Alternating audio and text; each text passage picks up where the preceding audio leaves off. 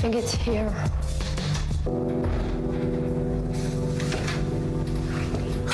I'm curious.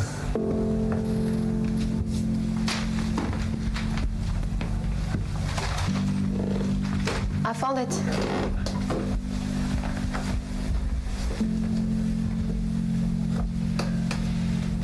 Let me tell you the story. This is where we came from. We came from a torn continent, destroyed by 2 world wars, impoverished, afloat, disoriented.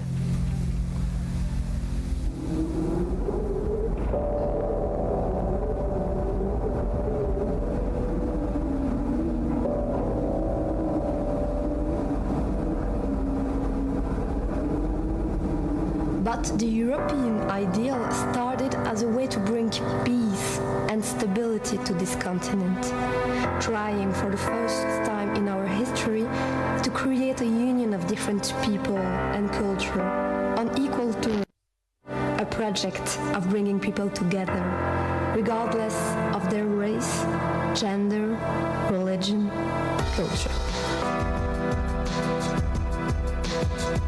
And we arrived to a point where the European Union created prosperity. Economic growth was seen as a model for other parts of the world, based on values such as democracy, tolerance, justice, human rights. Things seemed to be going in the right direction. So what went wrong? Economic crisis, high unemployment, persistent low growth.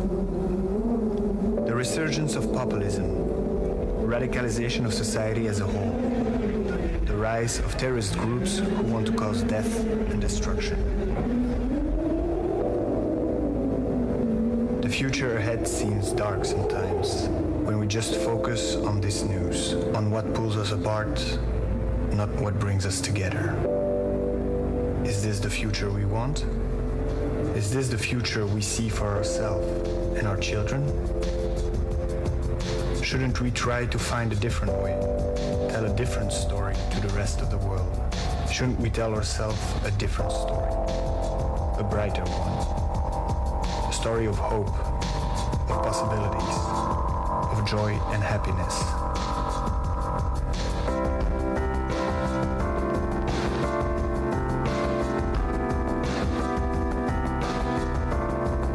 This is the story of a journey. This is the story of a new path. This is a story of a path towards a better Europe. A story of lives, like the ones of you and me, who want simple things, like peace, a job, a community who cares, an education for our children, a place where our taxes contribute to building a better society, and for a union of equality, justice, fairness.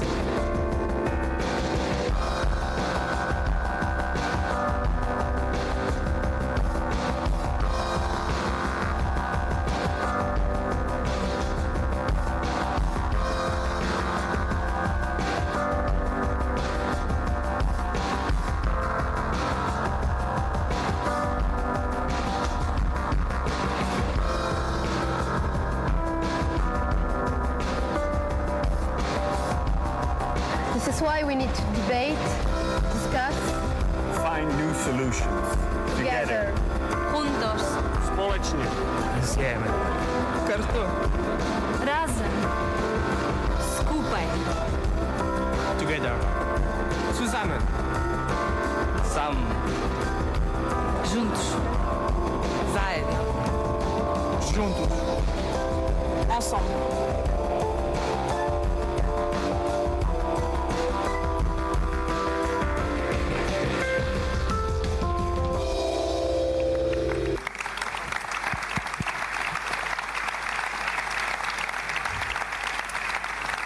Bonsoir, bonsoir à toutes et à tous.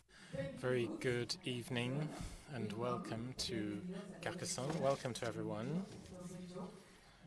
Good evening. I'm not going to speak all of the languages of the European Union, but a very warm welcome to this event called Together. We're here this evening to debate ways to take action to achieve more social progress and social innovation in Europe. This is an event together. Together is an English word, and it is an initiative which started 2 years ago after the Brexit result, and it's a very large-scale European consultation. This is the 14th such event, which have taken place in various different towns. The last one took place in The Hague, and the next one will be in Vienna. And today it's Carcassonne's turn for this event to take place. This event is being streamed on the internet, so a warm welcome to all of those people watching us on the internet as well. This event has been organized by the European Parliament's Socialist and Democrat group and the Socialist group of the Committee of the Regions, the Aude Department of France, and numerous other stakeholders and actors. And you'll find the list on the leaflet on your chair. Unfortunately, we don't have enough headphones for everyone to listen to the interpretation. Sometimes you might have to share headphones for the debate. The idea is to take part in a debate. You will be able to take the floor. We'll have three main themes. Firstly, decent working conditions for everyone, getting children out of poverty, and the added value of immigration, which is an extremely political topic. But before all of that, we'll have several political speakers who will be giving us their vision and sharing it with us. And firstly, André Viola, the president of the Departmental Council of the Aude and member of the Committee of the Regions, will be coming to the stage. So a round of applause for Mr. Viola. Bien, chers camarades. Well, dear comrades, dear friends, I really am very pleased to welcome you here to the Département of Aude. Carcassonne, La Haye, Vienna. You can see, well, Carcassonne is between those two. We're proud to stand in such good company. This is going to be a European event for this socialists in this region to get back to school. So on behalf of everybody who lives in this region, or the Socialist Party activists here, I'm very pleased to welcome our national leaders. Olivier Faure, who has come here once again to our département.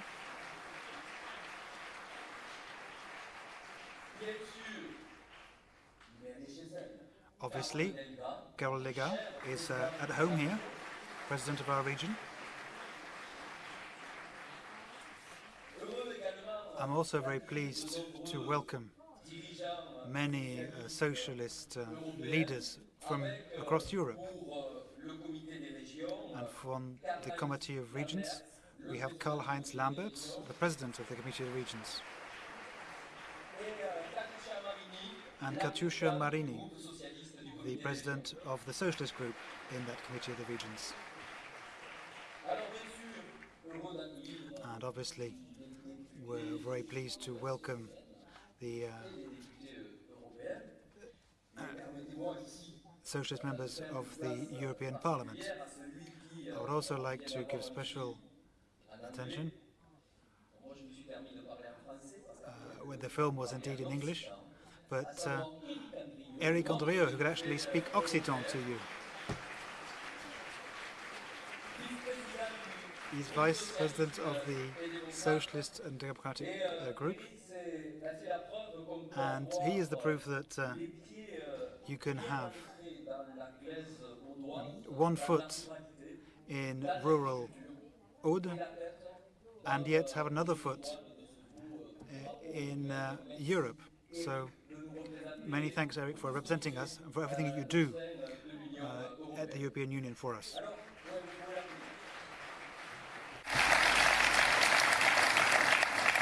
Alors, je suis très fier. Well, I'm very pleased to see so many people turning out today.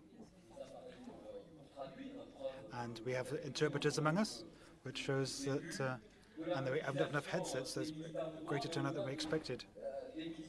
We have activists from Carcassonne, people from Hérault, people from Haute-Garonne. I've even seen some Catalan flags over there. Loyal as ever. Our friends from Catalonia. And all this shows how important a subject Europe is for this region, and how important it is indeed for our département here in Aude. I could talk about the links we have with our Spanish friends and our solidarity with the refugees who came here. Indeed, refugees is a subject we'll be taken back to tonight. I could talk to you about the Pays Qatar program, started back in the 90s. I could talk about the citizens' forums we have regularly in this département. And the third of those will take place in a few days' time. This will be on the 21st of September. I'd like to invite you to come to that at the Departmental Council. And we'll be talking about the European cohesion policy. So as you can see, this is a département which really is at the heart of Europe, is committed to Europe. And we like Europe, but not any kind of Europe. We want to see a Europe of social progress. We want to see a Europe of social innovation. And we've been looking at that over the last couple of days. It was the subject of work done at the Committee of the Regions. And what we want to see is a more democratic Europe as well. Because there are many ways of being European. And I think the real message I want to get across to you today is that, well, there are many ways of being European. But we mustn't fall into the trap of seeing things in black and white. This is what Emmanuel Macron is trying to do. He played his role during the presidential election, saying that there's the new world and the old world. And he did this quite successfully, well, successfully for himself. But unfortunately, 1 year on, we have to say it's been a failure for France. And I think that what we want to show tonight is you can be in favor of Europe. You can be progressive. You can tackle the populists who are spreading across the European Union. And you can be against Orban without being in favor of Macron. And that is what we're going to prove in this European election campaign. These elections is the one which sees perhaps the lowest turnout in France and in other European countries. Nevertheless, it's probably, or almost certainly, the most important election for our future. So in closing, my socialist friends, for all of those who have been with us over the last couple of days from across the European Union, you can count on socialists from this region. They will be committed, enthusiastically committed in this campaign to fight for this other Europe. Thank you very much. Merci beaucoup André Viola d'avoir Well, thank you very much for having been so concise launching our debate. Europe Together is the hashtag if you want to follow this debate on the internet. I'm sure we'll have some interesting contributions to that. We've already had some come in. Next is Éric Andrieux, the Vice President of the Socialist and Democrat Group in the European Parliament, to take the stage.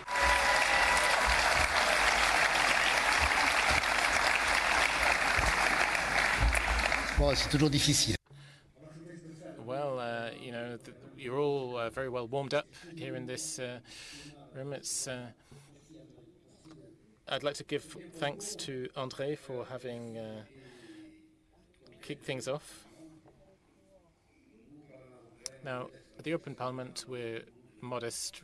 We just get on with our work as socialists and democrats. But in politics, people often say that there are those who say and those who actually get down to doing things, and we try our best to be the doers rather than the sayers.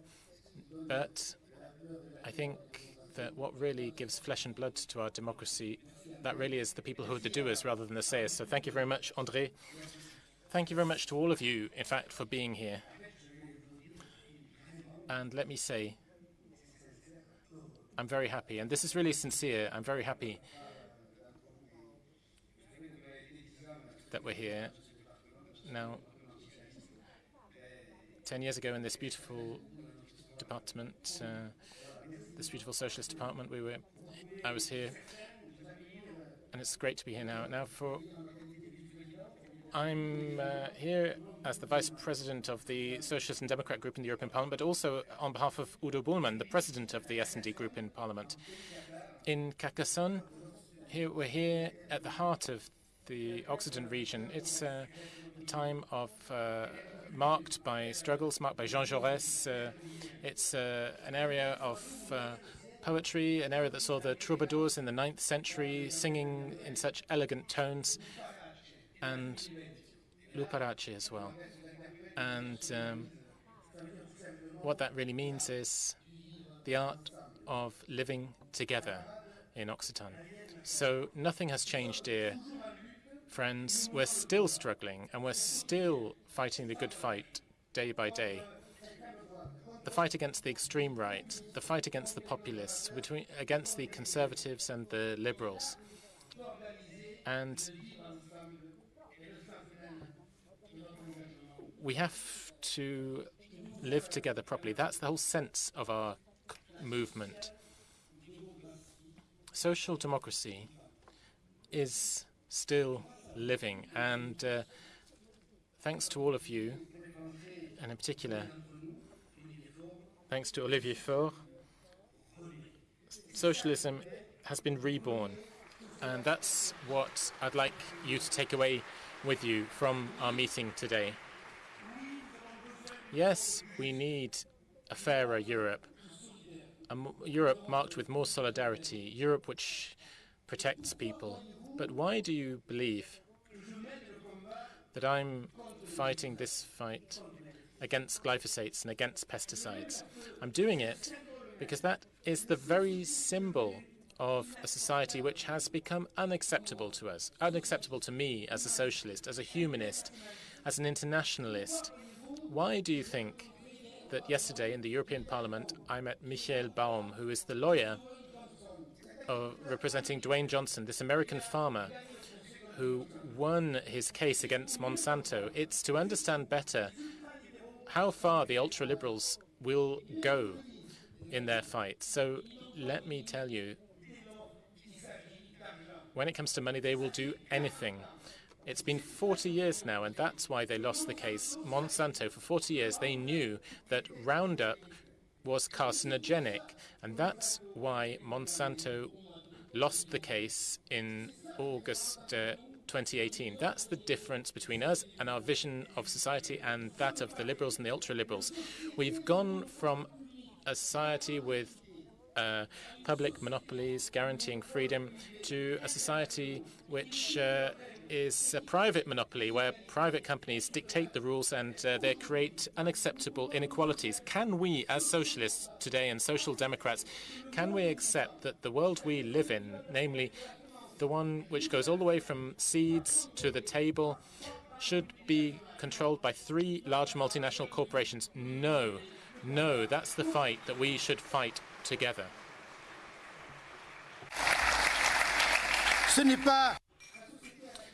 That's not the society we want. It's not the society we should be aspiring to, and that's why we need to fight this fight and not give up. We need to go back to our foundations and stop torturing ourselves. We are not going to trifle with the health of 500 million Europeans. We no longer want this European right, which is European right wing, which is going to sacrifice everything at the altar of liberalism and free trade, and is going to sink our model of Europe. We're seeing that the red carpet is being rolled out for multinational corporations, and it's this ultra-liberal right which, on behalf of efficiency, is just ripping up our social protection, our public services, and is more populist than popular, and is pretending nothing is happening in Austria or Poland or Hungary, and now with its President of the European Commission is just breaking the most elementary rules of the European Union. So the Liberals have failed wherever they've been in power in Europe. We've seen the rise in populism in Europe and Europe's citizens turning their back on Europe. We need to transform this situation into an opportunity for us as socialists and social democrats, the opportunity for us to redefine ourselves and to really present a veritable alternative. So we have the climate and food and health challenges ahead of us. We're seeing workers' rights being unraveled, and against all of this, we need to propose a different, ambitious Europe. We need to give our vision for Europe, and we need to rewrite the rules of globalization, because we want a Europe that protects and which organizes living together. We need to go back to our essence, and that is protecting citizens and building a fairer world, and building on our own history. We need to take on our role with conviction, and we need to make sure that it's democracy that we protect, and the balance of power needs to change in Europe. So we as socialists and social democrats, we want Europe to speak with one voice. We don't have a choice. There's three scenarios. Either we all turn in on ourselves, that is Marine Le Pen, it's Mélenchon, it's the status quo, that's Macron, is the status quo, or we have to choose an ambitious Europe which is based on our collective values. Never has socialism or social democracy been made more sense than now. We've got 9 months to achieve the Europe we want. The question isn't to ask who's for Europe or against Europe. That's not the question. The question isn't to have a referendum against Macron.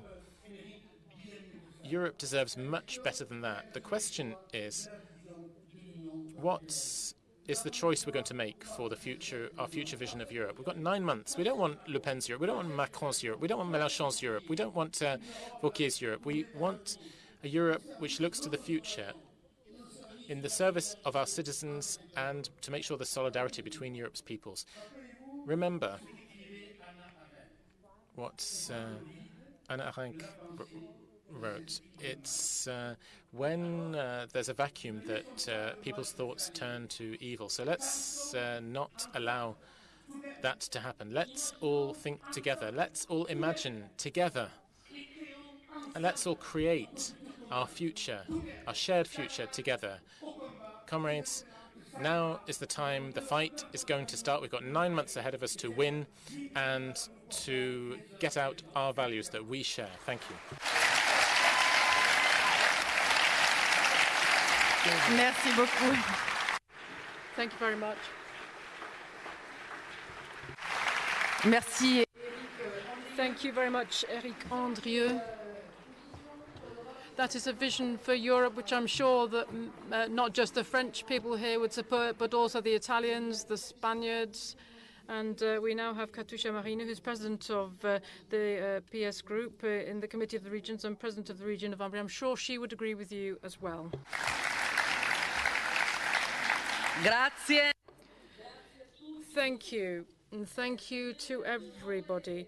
It's a great honor for me to be here, part of the opening speeches of this meeting for you, for all of you here. I'd like to thank everybody in the room, citizens. I'd like to give particular thanks for the warm welcome that we've had from Carole Delga, President of the region, and André Viola, President of the Departmental Council. And on behalf of the Socialist Group of the Committee of the Regions, I'd like to thank Olivier Faure, our First Secretary of the French Socialist Party. Thank you for having taken up our invitation to be here with us. And thank you for taking the floor and making that contribution.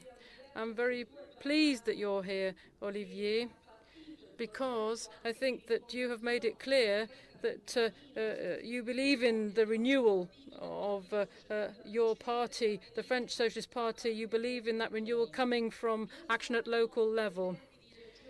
Now, we are presidents of regions, union representatives, members of the various local authorities, town councils and regional councils. We are administrators working at grassroots level. We, every day, witness the daily challenge that we face in trying to meet citizens' expectations. And we are also the people who experience the sort of difficulties that you can experience in trying to provide answers to those expectations. Now, you said yourself, Olivier, that we need to make each local area a testing ground for alternative forms of action. And we need to draw on the sort of reserves that we need in the left. And we need to draw on the work and the commitment of citizens. This is the sort of thing that we can find in our local area. Now, after me, we'll have speeches from a lot of our representatives. We'll hear from the rapporteurs who will make a contribution, and they'll tell us about their viewpoints and the perspective of local areas. Now, we have, along with Karl Heinz, who is the president of the Committee of the Regions, done a lot of work. He is the representative of our socialist family. We decided on our theme for today, and we worked on social innovation. Now, we would not be socialists if we did not believe in working every day towards finding answers through social innovation. These are the sort of responses we need to inequality, which is reported to us by citizens. But we have a difficult task, and we need to have the courage to tackle that task. And we need to tackle this at source. And that is why we have seen a change in the European Union, in the way people feel, a change in our cities, in our local national communities. Now, I can talk about my own country with my very recent experiences there, and I think we can see now how little it takes for a country to change when it's infiltrated by populist voices. And you can see how easy it is to go back to old ghosts that we thought had been consigned to history and the past, and in fact they are now becoming our present. Now, there's a German philosopher, Jürgen Habermas, who says to us that the rise of right-wing populism has been underestimated by European democratic parties, and very much so. At times, we have been too reluctant to take action, and we have tiptoed around the situation vis-à-vis this populist trend, these populist trends. And we need also, of course, to work on inequalities. But it seems that sometimes we have not been up to the task in hand. We have not been able to meet the expectations of citizens. There was work, there was a problem with work, and there wasn't enough work. There was unemployment. In terms of poverty and new poverty, and the problems that we've found in finding answers, in terms of new opportunities as well, looking to the future. And looking to future well-being for young people and the younger generations. We've been slow with new fears which are emerging, so that we can try and fail to deal appropriately with the phenomenon of immigration. So these are the problems that we've faced, and we need to understand why this has happened as socialists. Why has it been hard for us to to face up to these challenges. So now we've got 9 months ahead of us, 9 months of important work ahead of us. We've got the European elections coming up, and these have always been difficult elections in virtually all countries in the European Union. Now, these, for our citizens, are not always seen as very relevant elections, distant for everybody, whatever role they play. Now, this time the European elections are going to be more important. They're going to be more important than the local elections. They're going to be more important than the presidential elections. They're going to be more important than parliamentary elections. And I'm going to finish off now, but there are 2 ways forward for Europe, but we don't want to look forward in terms of Europe as an establishment, as Europe as an institution. We don't want to see Europe as a distant place in Brussels. We want to see it as a community, as a local community, and an area that we all live in. Now, of course, you have democratic and social forces. All these forces exist, and we believe that we need renewal. And we need to renew people's rights and keep these 2 pillars in mind. Now, social innovation will be a central part in our message, to try and deal with issues of poverty, people's fears, inequalities, and also meet the expectations of young people. And there will be another strong Europe, something which tries to take an aggressive approach and vis-à-vis poverty and the difficulties that people have. Now, we need, they say, to build walls, to have a populist approach. And this is a Europe which is looking backwards, to before the war.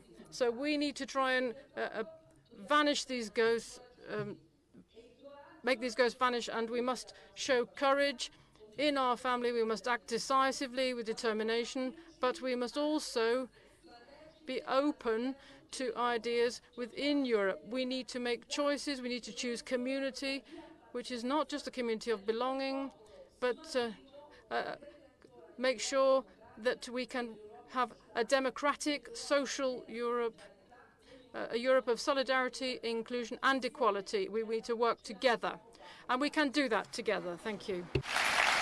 Merci, Katusha. Well, thank you, Katusha.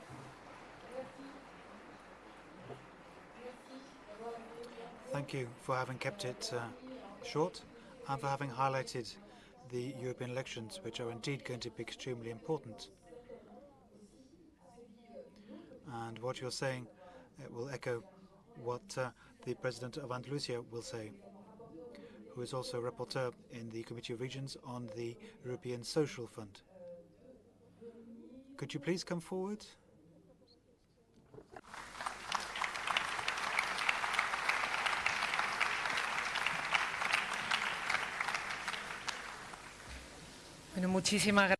Well, thank you very much. Thank you very much, comrades from European Socialist parties. We've been debating all afternoon about how we can make our offer more attractive when we're facing the challenges of the coming months in the European elections. But there's something even more important than that. How can we work more effectively? How can we ensure that the EU's institutions become more effective to show that Europe is worthwhile, that we can get back on the right path, and how we can get back to the policy of equality of opportunity? Now, I'm president, socialist president of the Andalusia, and I represent hundreds of thousands of people in Andalusia, and I see that many people are here today from other parts of Spain. And Spain has opened a door. It's opened a door for new horizons, new hopes, and a new socialist government in Spain led by Pedro Sanchez. A new opportunity.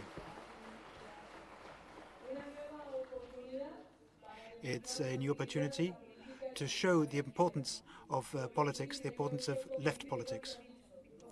My colleagues have said that there are 2 points which we have to tackle. We have to shore up policy in Europe to secure democracy up against the attacks from the populists. And just calling them Eurosceptics is being too kind to them. They are trying to tear down what we've built up together. Europe is worth the effort and will still be worth the effort. The last Eurobarometer survey showed that there's the highest level of recognition of the value of European institutions since the 1980s.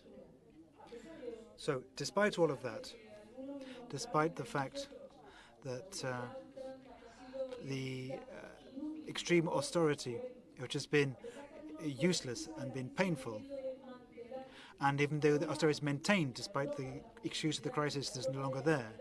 So Europe of freedom, of justice, of equality is something that we're going to have to make the most of. When I look at other socialist parties and I look at the left in politics and I see the things that we share,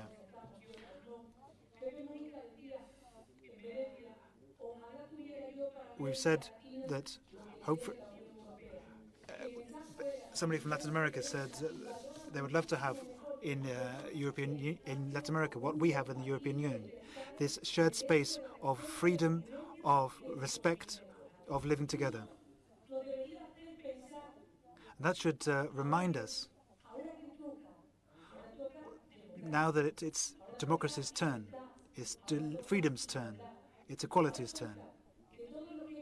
So now is the time for all of us who believe in democracy to stand up and realize that it's not irreversible. There are countries near to us where they don't respect the separation of powers. There are countries near us who don't respect freedom of opinion. They don't want the truth to be told. There are countries among us who don't respect citizens' right to live together, including in my country. In the name of nationalism, they want to trample the constitution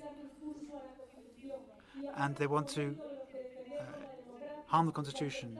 And then we're talking about freedom, we're talking about democracy and justice. And Europe has to be defender of those values. I'm a socialist, but I believe in equality. I believe in equality for the Europeans in the north and Europeans in the south. I don't believe in a two-speed Europe. I'm a socialist. I believe in equality between men and women. And nobody able to stop on March the 8th our march towards a new time of equality between men and women in Europe and in the world. I'm a socialist. I'm a socialist because I believe in equality between those people who live in rural areas and those who live in cities. In the countryside, we have to combat depopulation. We have to support public services, health, education, to ensure that people can raise families with decent job opportunities. And we also have to combat poverty, the poverty that people are trying to push to the outsides of our cities so that people can't see it anymore. Everybody has the right to life. Everybody has the right to decent living, and that includes migration. That means that we have the responsibility to ensure that people who come to our countries, our coasts, are cared for. We don't look the other way when they arrive. We have to fight for human rights.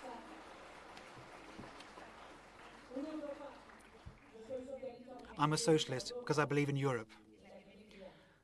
Because Europe is what raised me. And I grew up under the Europe dear to Felipe González. And in the 1980s in Spain, you know that only a strong Europe would protect a young democracy like ours. And now, we want to ensure that everybody across all the corners of this old continent have the same rights. We will enjoy the splendors of peace, of tolerance, and progress. And we've seen these demonstrations in Germany, where thousands of people go into the street in the name of xenophobia and of racism. So we'll see what happens this weekend in Sweden and their elections there. So if Europe can be a space for those people who don't want to respect Europe, they don't believe in Europe as being the heart of democratic values. I'm proud of Europe. I'm proud of my party, which has fought for Europe. And not everybody can say the same thing. I want to ensure that next May, when we open a new era in Europe in respecting of freedom and equality. So many thanks for colleagues. Yes.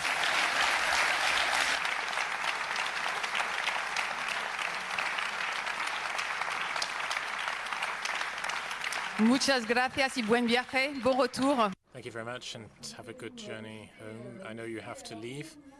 Now, Udo Bullmann was planning to be with us, but unfortunately he hasn't been able to come. So now we're going to listen to what the president of the group of Socialists and Democrats at the European Parliament wants to say to us. He sent us a text. To everyone in Carcassonne, I wanted to welcome you to this Together event, but unfortunately I cannot be there to do that in person.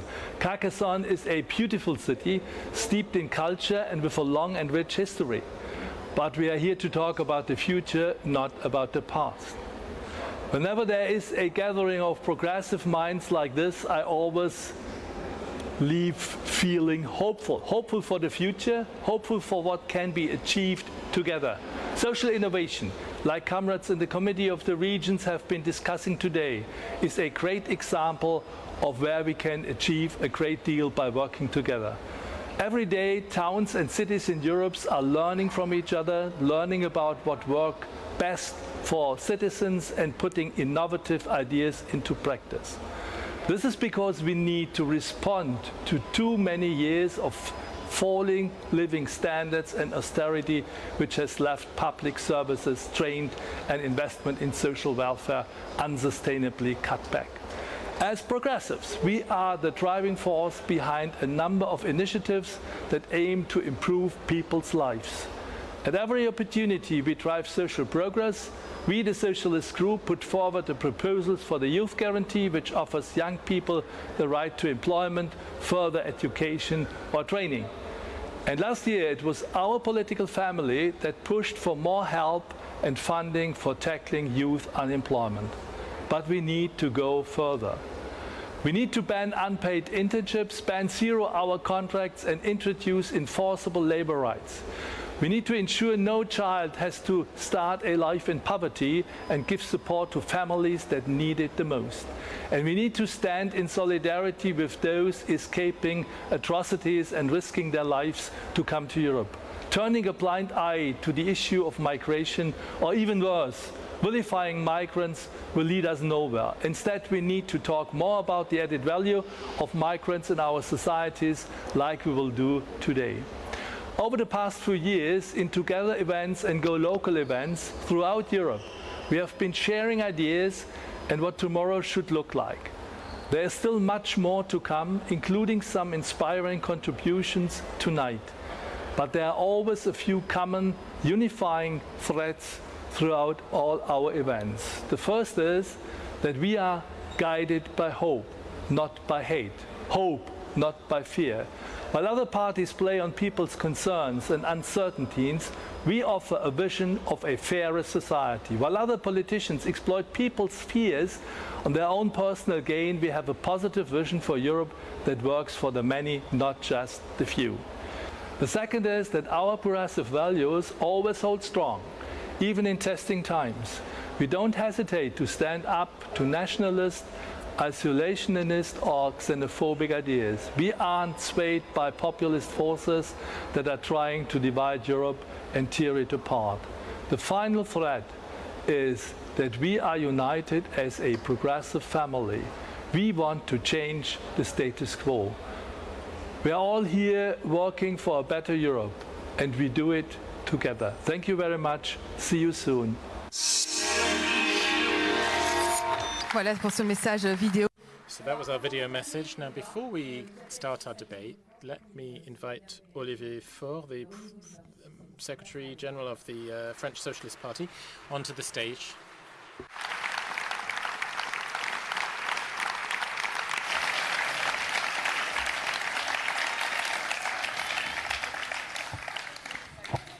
Cher Udo. Dear Udo, Katusha, Carl,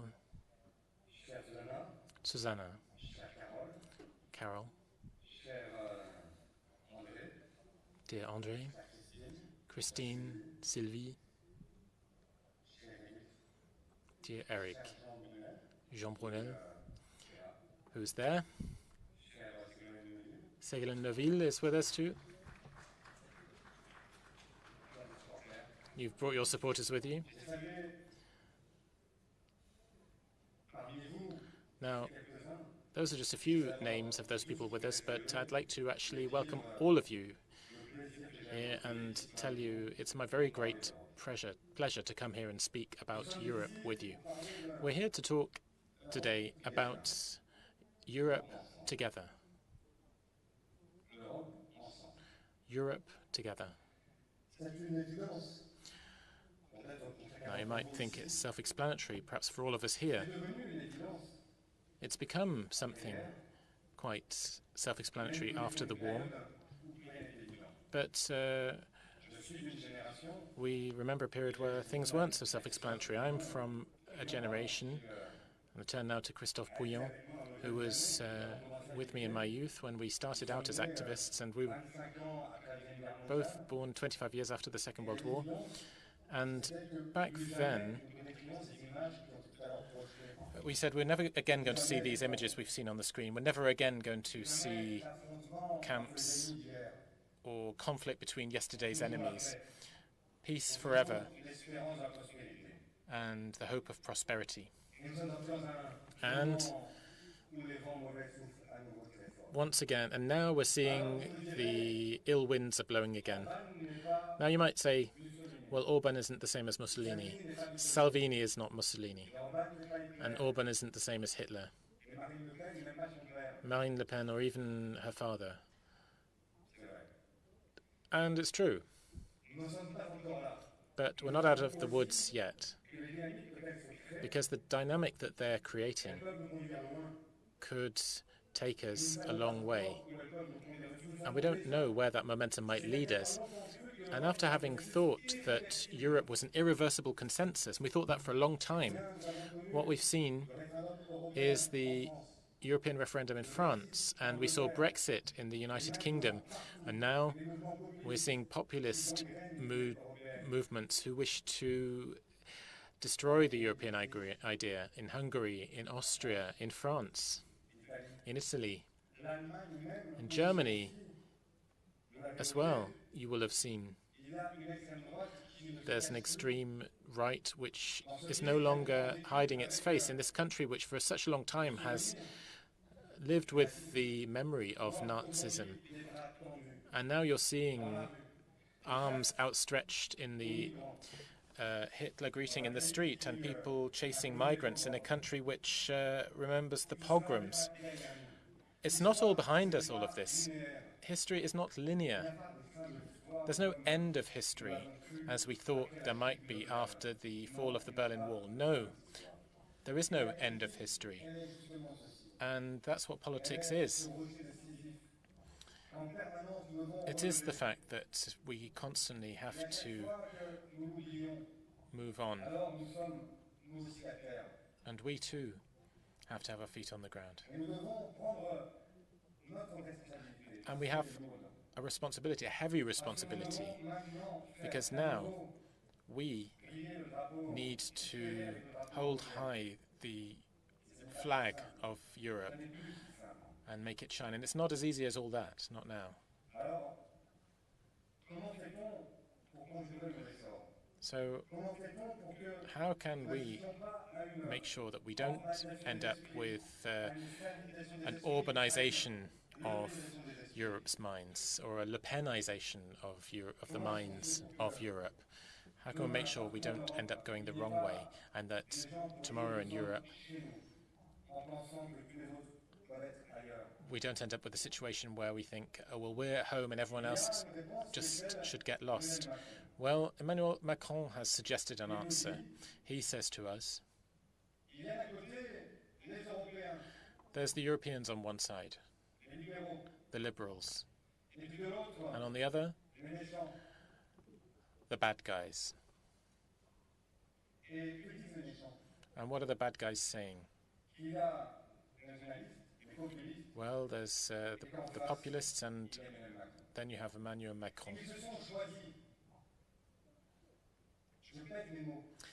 I'm choosing my words carefully. They have chosen themselves, as they're self-appointed, and they're going to go into campaigning mode together because they've, in a way, they feed off each other. They've chosen to say that the debate will only be between themselves, between the Macronites and the populists, and just and these other parties which have built Europe can just be swept away. That's what they're going to do. That's what they're going to say. And that's why we're not going to let them. Because we're going to say again what was said by Susanna, or by Eric, or by those who came before. There is a history to Europe, and there is a European left in that history, which for a very long time was the dominant force, the powerful force, because it incorporated or embodied Europe, what Europe means, a social model which is unique in the world. Where else can you find it in the West? Unemployment, insurance, health insurance, workers' rights. Where can you find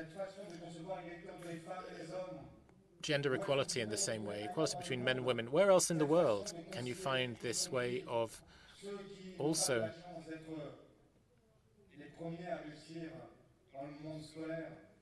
finding a place for those who were not top of the class in school, that they also count? You won't find that anywhere else in the world. You've got that here in Europe, and the reason you've got it is because the socialists and democrats of Europe have built it that way. And for half a century, we patiently, country after country, built together this model across the continent of Europe. So now we need to say and get the message out and to say we can consolidate that, because this is a debate which motivates me more than ever. You know, they're saying we're finished, we're exhausted, because we've got nothing more to give. They're saying that we're impotent because we haven't understood globalization, that we're no longer in the game. But who's saying that? Well, I will say the opposite. I would say today the socialists and the social democrats, they're the ones who are the future. They're the ones who understand the challenges of tomorrow, this new fear that we've been talking about. Of course, yes, people are afraid. These migratory flows, which have been greatly exaggerated because you're talking about less than 100,000 refugees in 2018. These movements have been exaggerated, but they do exist and they make people afraid. So there's several ways you can deal with them. You can say, like Salvini does, well, there'll be no more, they won't be able to land on, or they won't be able to come into any ports. There won't be any quays or ports for them. There'll be no space for them anymore. Or there's those who, at the same time, try and be generous and closed, who will say to you, well, we'll close the doors, but we'll try and receive them anyway. We'll try and be generous, but we'll see what happens tomorrow. And there are those who, like Pedro Sanchez and like Carol Delga, are saying, we're going to open up. Not just any old how. We're not going to just say everything's open. Of course, you need to distinguish between those who have the right for asylum and those who don't. But we need to talk to the rest of the world. We need to talk to ourselves and say that we share certain values. Europe isn't just a continent or a shared history or borders. Europe is about values and principles. Those are the ones that have formed us, which have made us into a federation, which have united us, and we're not ready to fritter them away. And so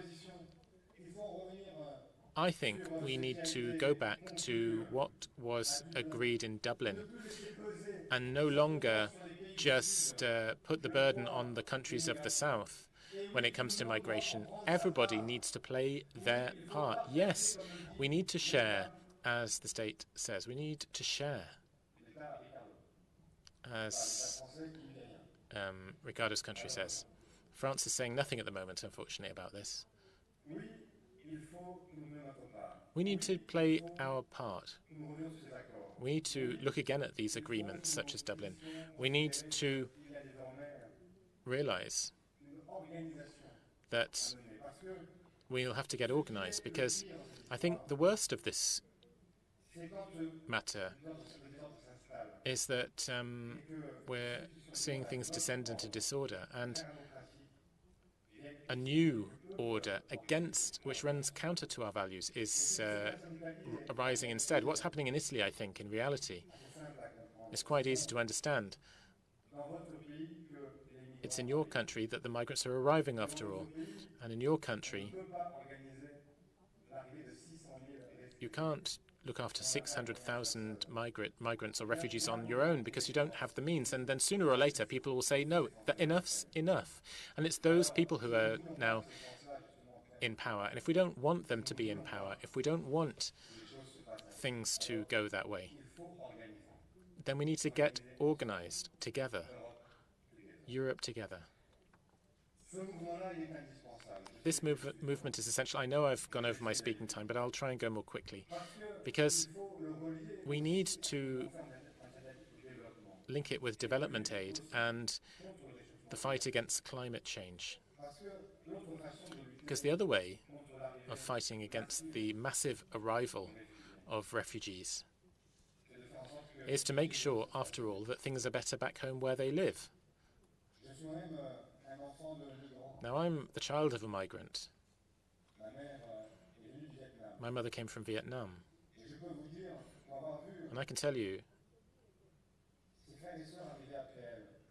that when she saw her brothers and sisters arrive after her, and the difficulties they had finding their feet and rebuilding their history, rebuilding their lives in exile, I can tell you that you don't leave your country for fun.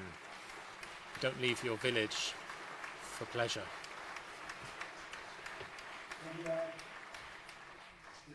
Your village, your friends, the country of your ancestors, your language. We've spoken Occitan today, and I know how much you love your region.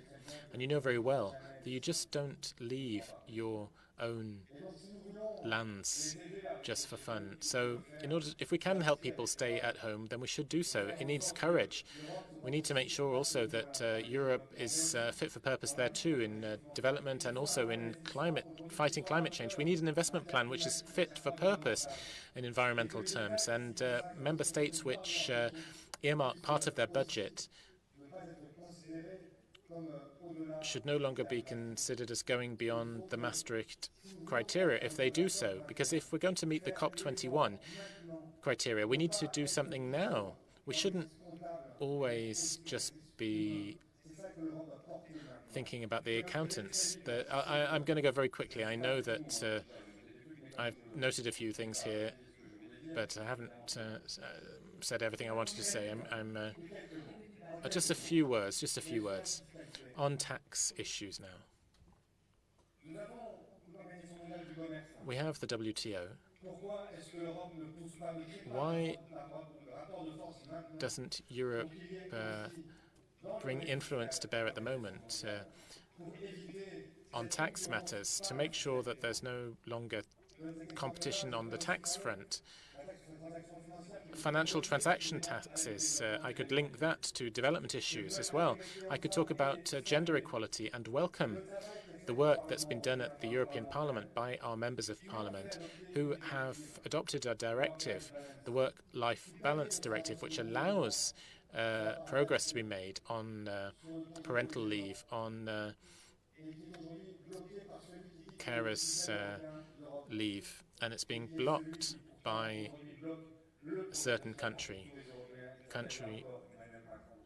whose government is led by Emmanuel Macron, who's blocking so much on social progress. I could talk a lot about that, but I won't. I've understood. And also there's the question of the place that Europe's going to take.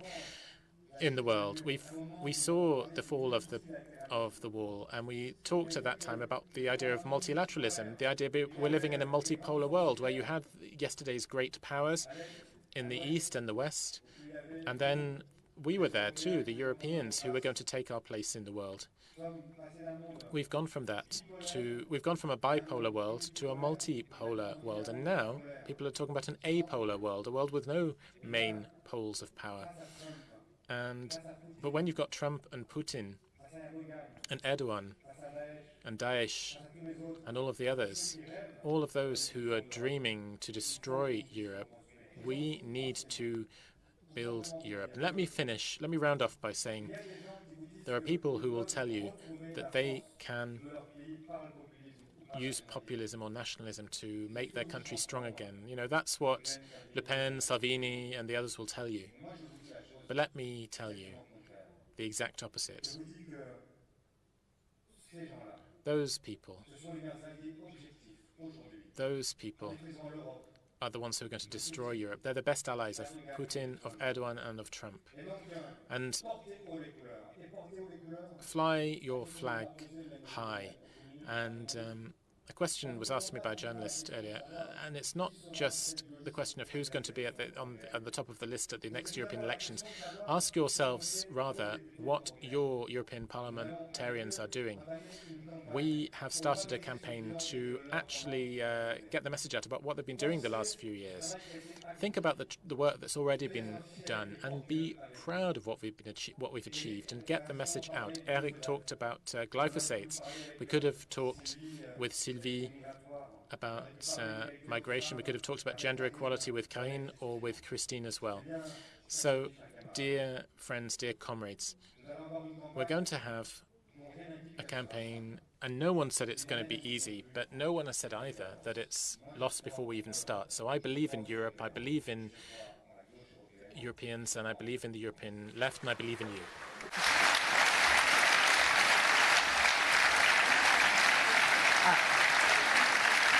Une petite surprise. A surprise. Thank you. We have a surprise, last-minute present, an Italian present. Thank you very much. So now we will begin the debate section. We are a bit late. I don't know whether we will have as much time available as was initially planned, but we will try and move through this quite quickly. Me first. We're going to try and talk about good practices and proposals on social progress. We've got 3 topics: decent working conditions for everybody, getting children out of poverty, and also the added value of immigration, which was some of the elements in the speeches were talking about that. So we start off with providing guarantees for decent work for everybody. So we have Sandri Grafeka, who's director of the cooperative group, the European group SMART, which is a group working in Brussels. And then we have Peter Kurz from Mannheim, and a member of the European Committee of the Regions. You can applaud them, yes. Voilà, ils vont entamer un dialogue. Now, there's going to be a debate which has already begun to a certain extent and may continue later, quite possibly. The idea is that you should be able to speak as well, but we'll give them the floor first for a few moments so they can give a brief introduction, and then we'll have our discussion. Merci. Merci, c'est pas évident de démarrer. Thank you. It's not easy to speak now after that speech, which I think only goes to show how important it is, I think, really to take a step forward and make sure that we continue with our work in promoting a Europe of social values. Now, here I am, director of an organization which is called SMART. This started up 20 years ago in Belgium, but now we've established a partnership in several other European countries, and now our cooperative has about 120 members who are autonomous or independent workers across 9 countries in Europe. I am Italian originally, but I am also French, and I live in Brussels. And I think in our organization we work as a cooperative, and I think that we really are promoting a true European project. Really, what I want to say to you in a few words is that the special thing about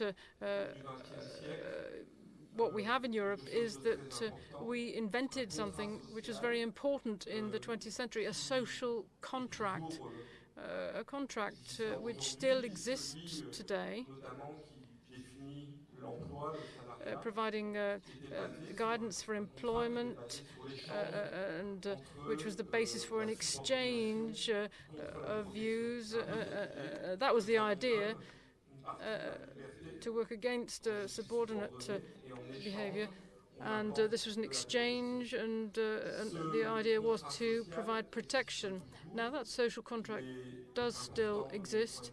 I still believe it is important to defend that contract, but I think we need to invent our own social contract, and I think that's really what this European campaign is going to be about.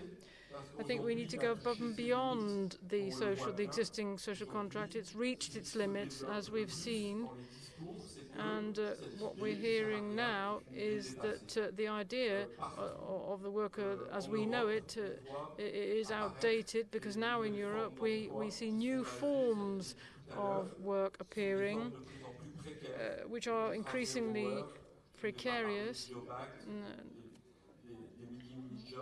All these mini jobs and independent, self-employed workers in France. I mean, these new forms of employment,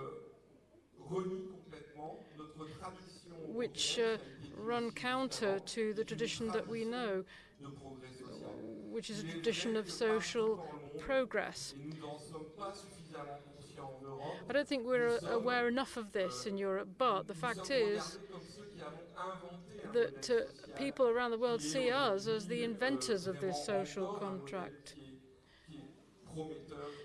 This is still a very promising model for many people in the West and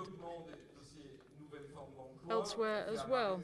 But we have these new forms of work, grey areas appearing, and I think that there was this impression that everybody should be self-employed and everyone should work for themselves and take and bear all the risks alone.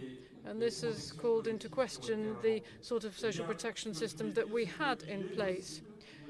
Now, there is something which is possible and something which we've seen working at local level, and something which we can imagine on a larger scale, because the fact is, you can, whatever form of work you're involved with, you can have social protection, true social protection, and you can have a model which avoids these situations where one person is subordinate to the other. Now, you can see an autonomous work as a positive thing, but we have to think above and beyond what we have at the moment. So thank you very much indeed. So we're talking about reassessing the independent nature of work, and what would your reactions be to that, the Mayor of Mannheim?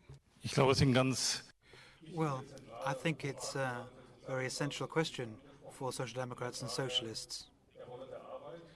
The role of work, that's being undermined at the moment. And as far as we're concerned, work is not just something you do to earn money. It's an important part of integration in society. It's a question also of the burden of work. So the challenges in this area are a huge challenge for Socialists and Social Democrats. How we organize work in the future and how we manage social insurance, that is something which we've perhaps underestimated. We were thinking so much about getting people back to work, but today, for example, in Germany, we have a situation where in Mannheim, 25% of the people who receive social insurance payments are actually at work. These are the working poor. And 25 years ago, we talked about the working poor in the USA, and now we have them here in Europe. So we have to take decisive action. I'm a mayor, so I can do something at the level of my city. I'll give you a couple of examples of that. One of these is the challenges we're also seeing in Europe at the moment. This is migration from East Europe, people who find themselves exploited when they arrive in our countries. We have 10,000 people from Romania and Bulgaria in our city, often them in very precarious work, in unofficial work, undeclared work, and together with these initiatives from the fairer mobility in Europe, we've created a device center for these people, where people speak to them in their own language and explain to them what their social rights are, and also to explain them directly how they can get a job. The other point I'd like to talk about is that we're also employers. And as employers, as the public employers, over the last few years, we've outsourced many of our services. The office cleaners, for example. What about people who are security guards in museums? These people are in low-paid jobs with low level of social insurance. And we want to encourage people to set up their own agencies where they can create decent jobs for those kind of roles. There's one other point I'd like to address, if I may. One, this is dignity at work. And another one is how we ensure that young people get a job at all, so that people don't get the feeling that they're being used or exploited. They feel they're getting a fair offer.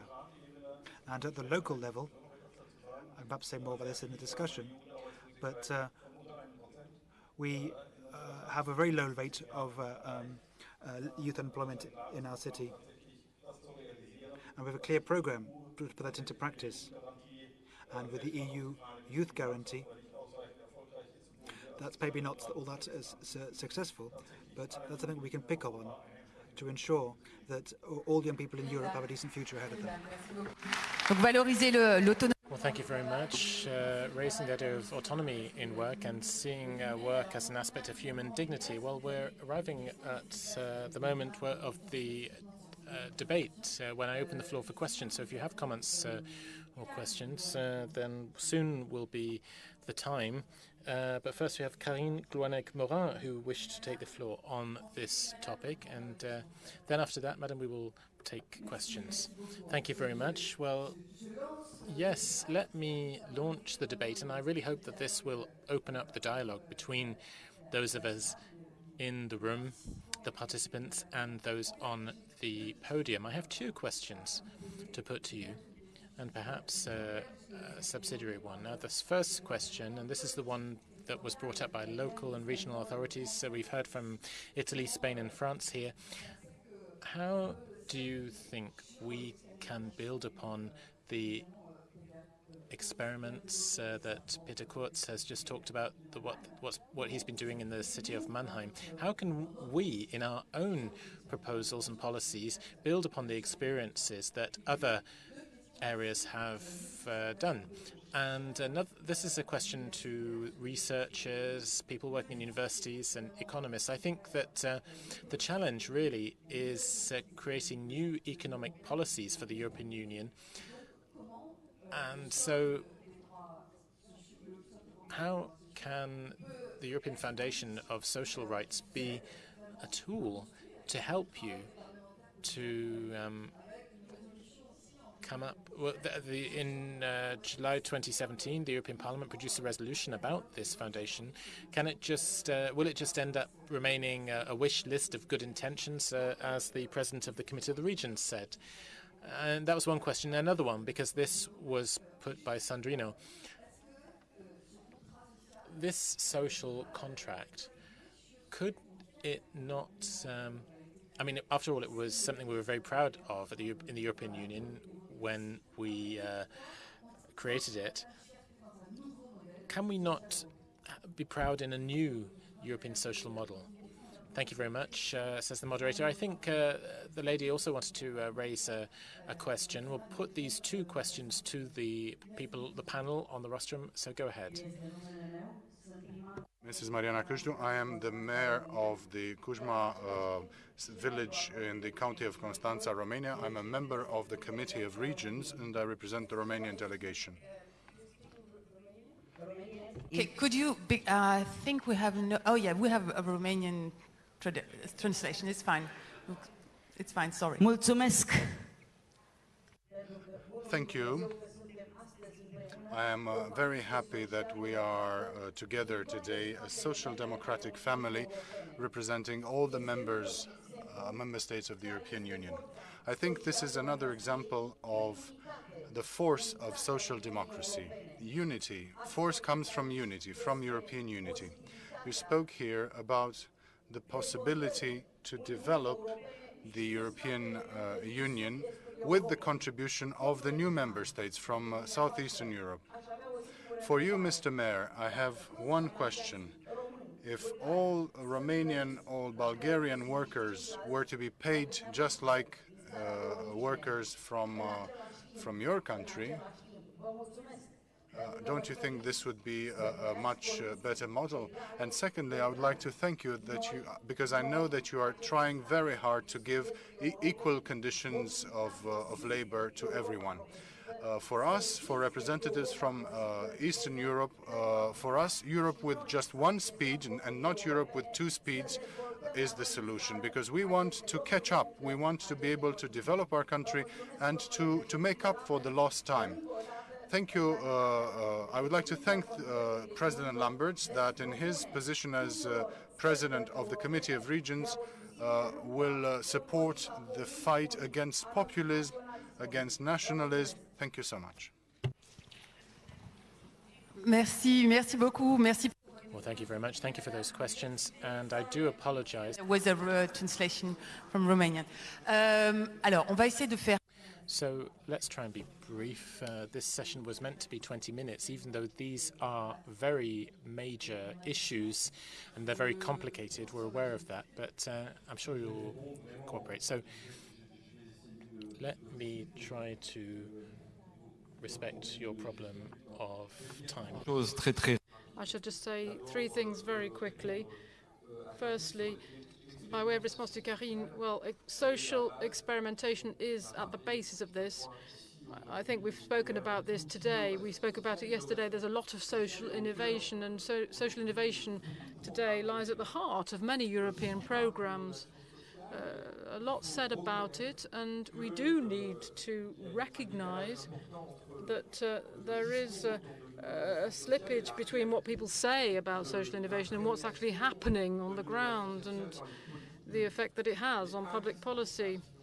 So I think if we really do want to move forward on social innovation, it's very important that we provide a proper framework for it. It's something which happens at the moment outside the institution. It involves risk-taking, experimentation in things which could be an answer. Social innovation at the moment involves giving back autonomy to local areas to try and find answers to problems, social problems amongst others.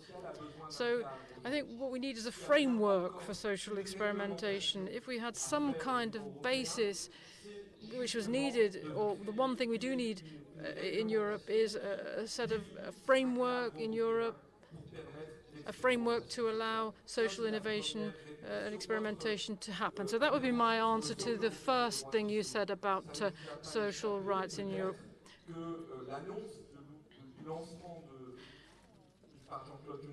Now, Jean-Claude Juncker has announced this, but it's not just an announcement, but it did happen between the two sets of French elections.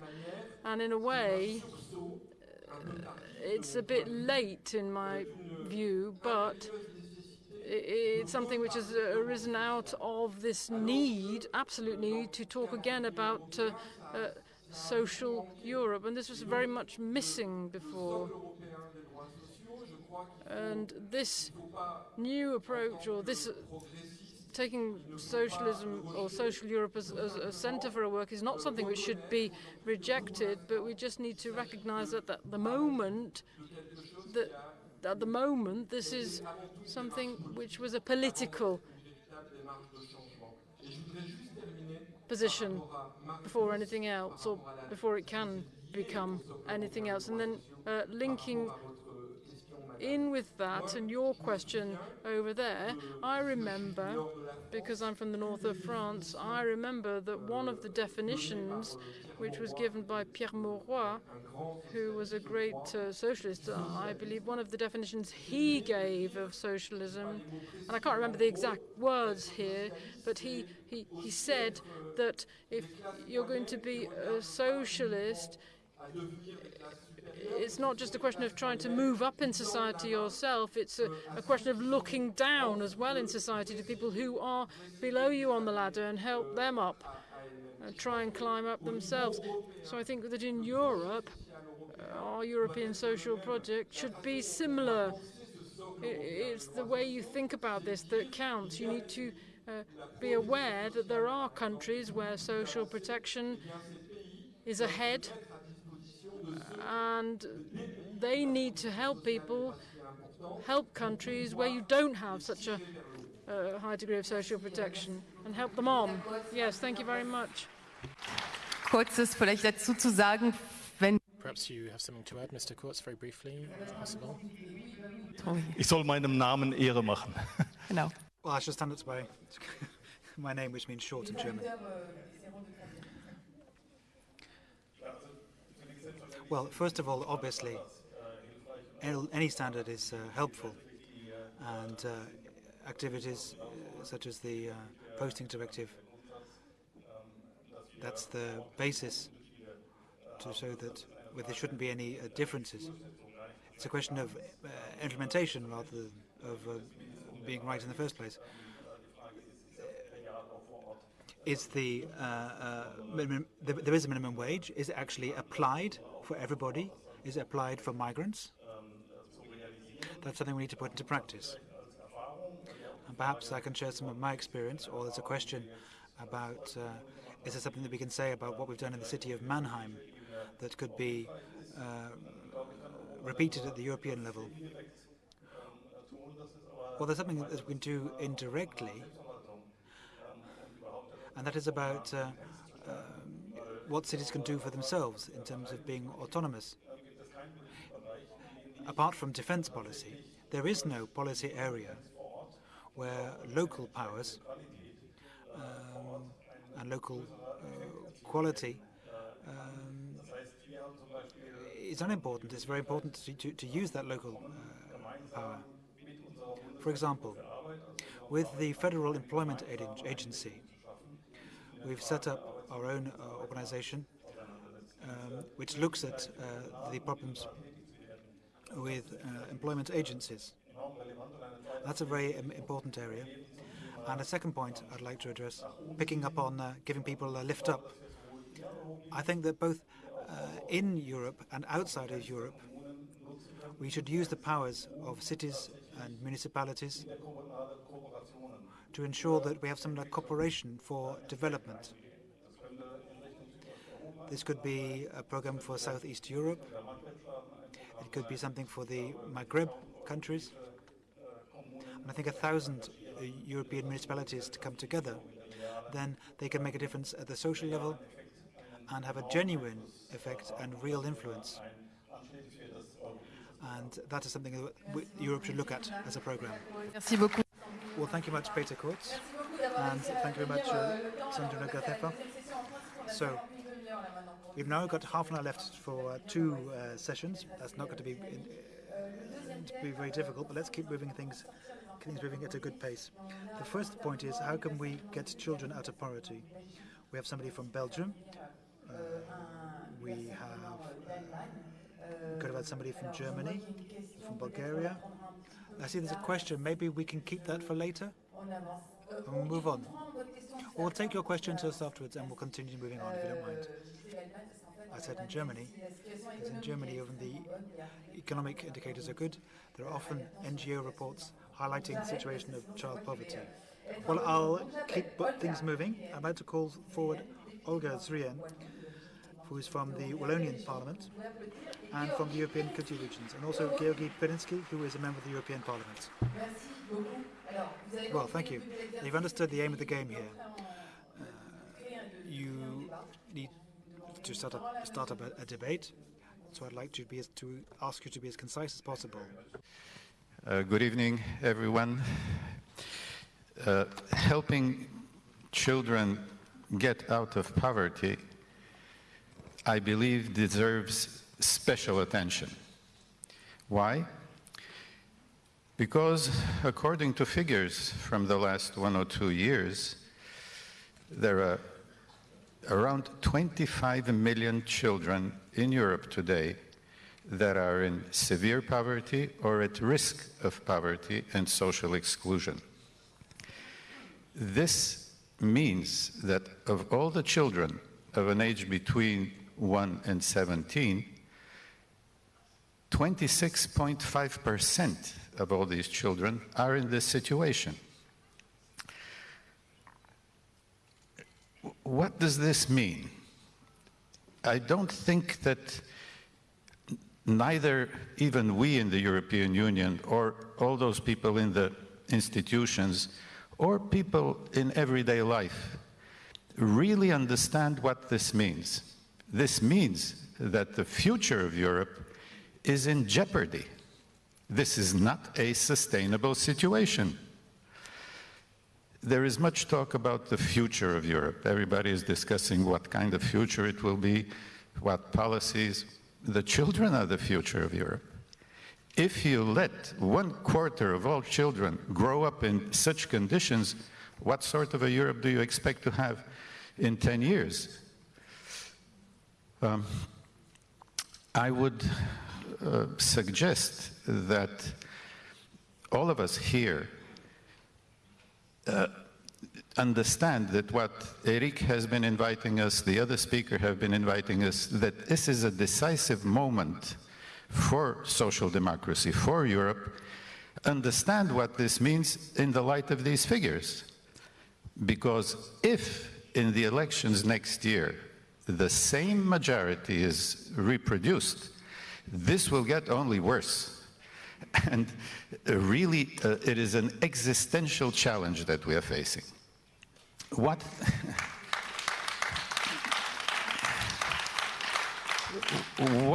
do we have as very targeted, so to say, actions or even analyses on the European Union level? There is a recommendation of 2013 by the previous Commission saying investing in children, breaking the cycle of disadvantage. There is a European platform for investing in children. There are annual thematic reports.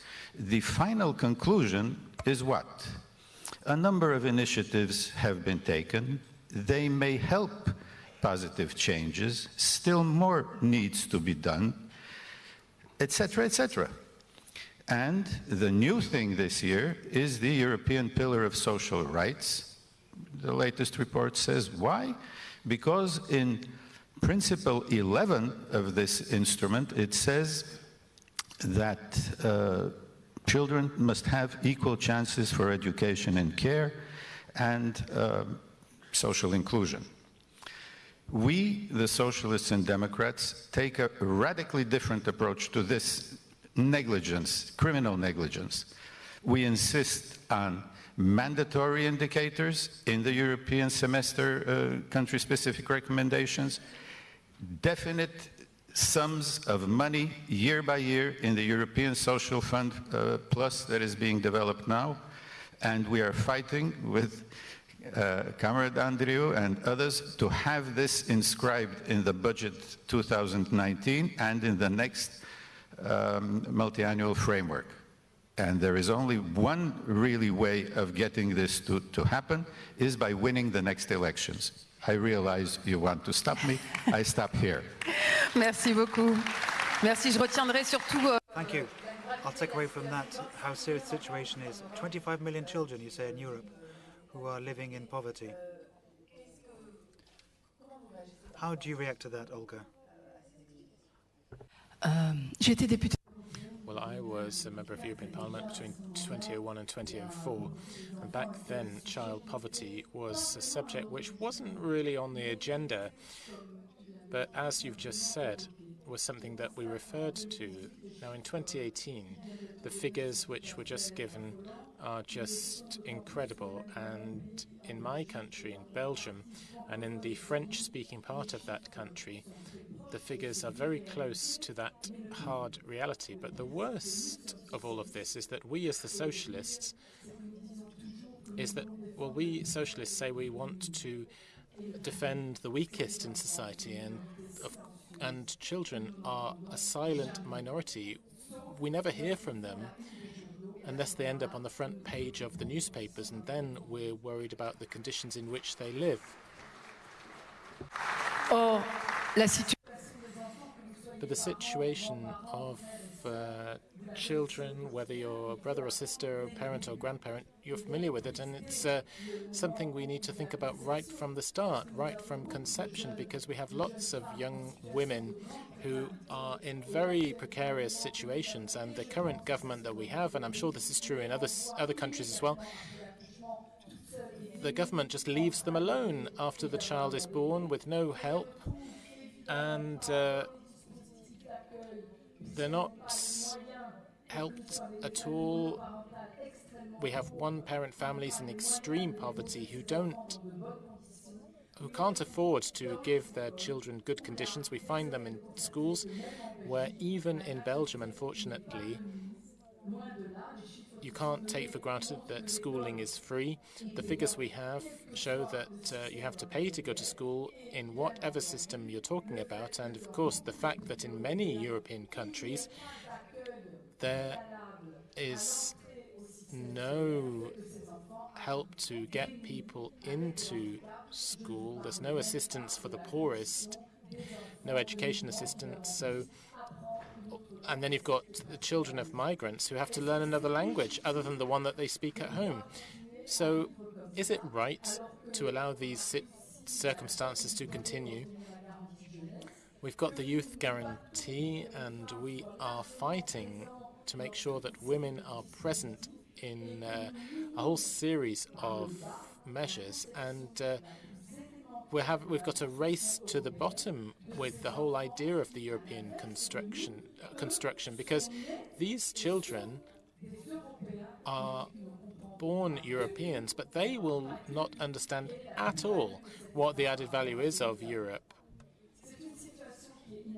And it's a situation which we cannot allow to continue. We need to make this battle at the absolute heart of what we send out tomorrow in our calls for a more inclusive, progressive Europe. It should be the first of our demands when we look at the idea of innovation, social innovation. Is it social innovation? No, I don't think it is. I think, in fact, we've regressed and we're now completely indifferent, and that's our fault.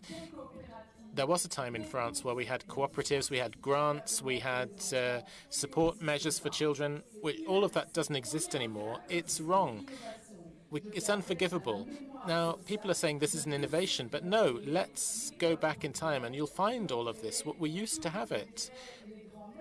Those on the left teamed up with teachers and schools to help children, but now I defy you to find any plan to fight child poverty with indicators in place in any country now. So either in Belgium or anywhere else, after 10 years we've got a plan to fight poverty, but with the majority that we've got in our region and the new Christian liberal majority that we have, you can see the difference in our country. You can see, on one hand, someone earlier on said you've got the sayers and the doers, and the doers created like a dashboard with indicators, and we saw progress. Now, the sayers just give us nice promises about what we're going to see tomorrow, but they don't talk about what the money's going to be to actually achieve all of these goals. Now, of course, It's all smiles when you talk about European investments, but when you talk about social investment, well then you see faces like thunder. People are not happy with that, it seems. So I think what we need to do is try to imagine today, at European level, imagine there being a real plan to fight against child poverty, a proper plan with indicators, with money, and with a dashboard, so you can see where you're doing, a scoreboard. You know, the minute you start talking about money, well, suddenly everybody loses it. And I think it was the same when we were talking about women, but we made progress, didn't we? Thank you. Merci d'avoir tiré la... Well, thank you for raising the alarm there. Now we'll start with questions. There was somebody who has a question left over from the previous session. I see there's somebody in front of me here. I know that Ségolène Neuville, former Minister for Disabled People, also wants to speak. We'll just take two questions because the time is against us. Yes, thank you for giving me the floor. It's just want to share some experience, really. I'm Christophe Barbet. We've set up a small company to combat some of the strategies from Areva, who had a policy of mass redundancies in this area and destruction of know-how. We've set up a cooperative, and this enables people to rebuild their lives after this factory closed down and when the multinationals move their profits elsewhere. I'm sure that social progress will come, but it'll only come if we combat the ultra-liberal financiers. We, as people on the left, what can we do to combat the steamroller, which is crushing working conditions, where people have no meaning in their jobs? What can we do as employees? That's a general question. And as people of the left, what can we do? Can we put forward human values synonymous with a certain standard of living? Well, thank you for that general comment. Thank you for sharing that with us. I'm sure we'll give you a precise answer, but I'm sure that's something which will feed into our debate. Perhaps we'll come back to this question of child poverty, because the figure was indeed rather alarming. Now, I know there are a couple of questions on this. And we also have Ségolène Neuville. I don't see... We'll be giving you a microphone. And the lady over here, you can ask your question. Merci de vous présenter. Bonjour. Yes, thank you for those contributions, which are very interesting. At the moment, this is something which affects me particularly. I wanted to know how Europe can make a contribution to get things moving. At the moment, we see that it's mainly charities and associations who have supported children living in poverty.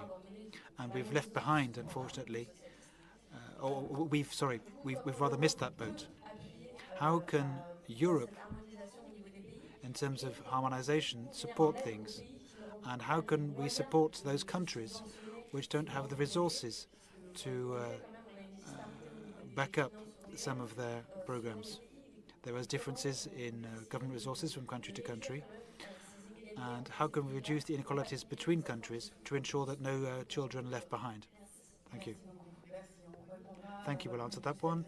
And we'll just have the second question first. Well, I come from a neighboring department in the Western Pyrenees. It's one of the departments with the highest level of poverty in all of France.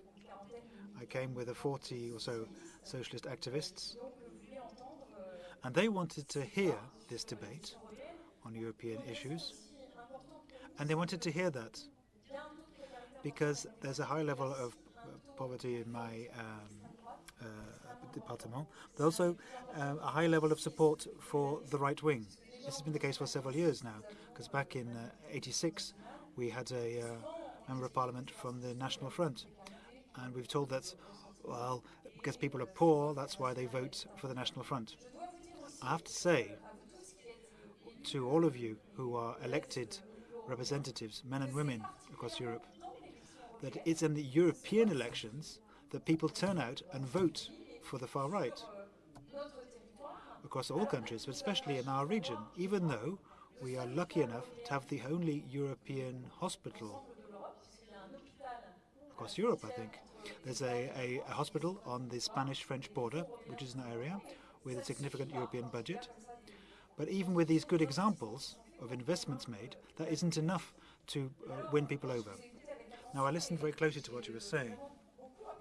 And I really liked what each of you were saying, because I'm firmly convinced, and what that young lady was saying, I'm firmly convinced that what we need is to be much more specific about what Europe actually does.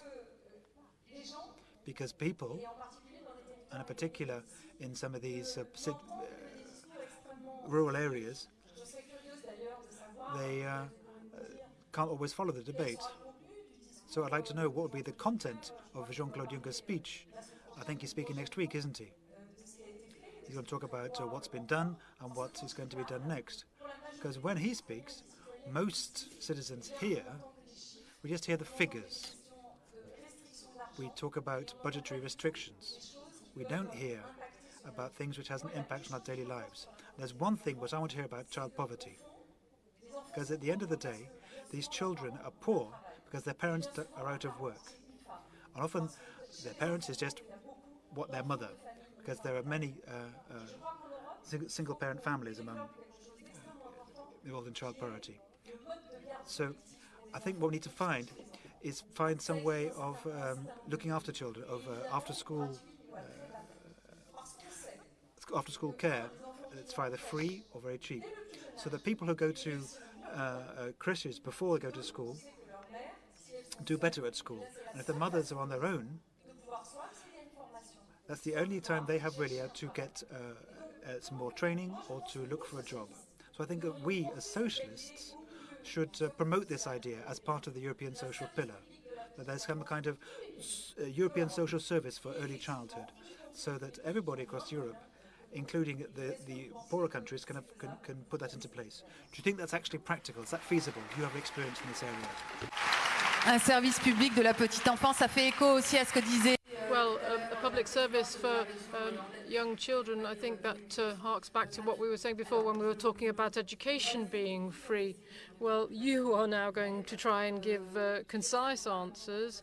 I hope that we can give answers which are as specific as possible. If not, please, I would invite you to come over and talk to individuals privately with the speakers here, but also to any other speakers from the room, so that they can give you very specific answers to your individual questions. Can be done, and I can give you the example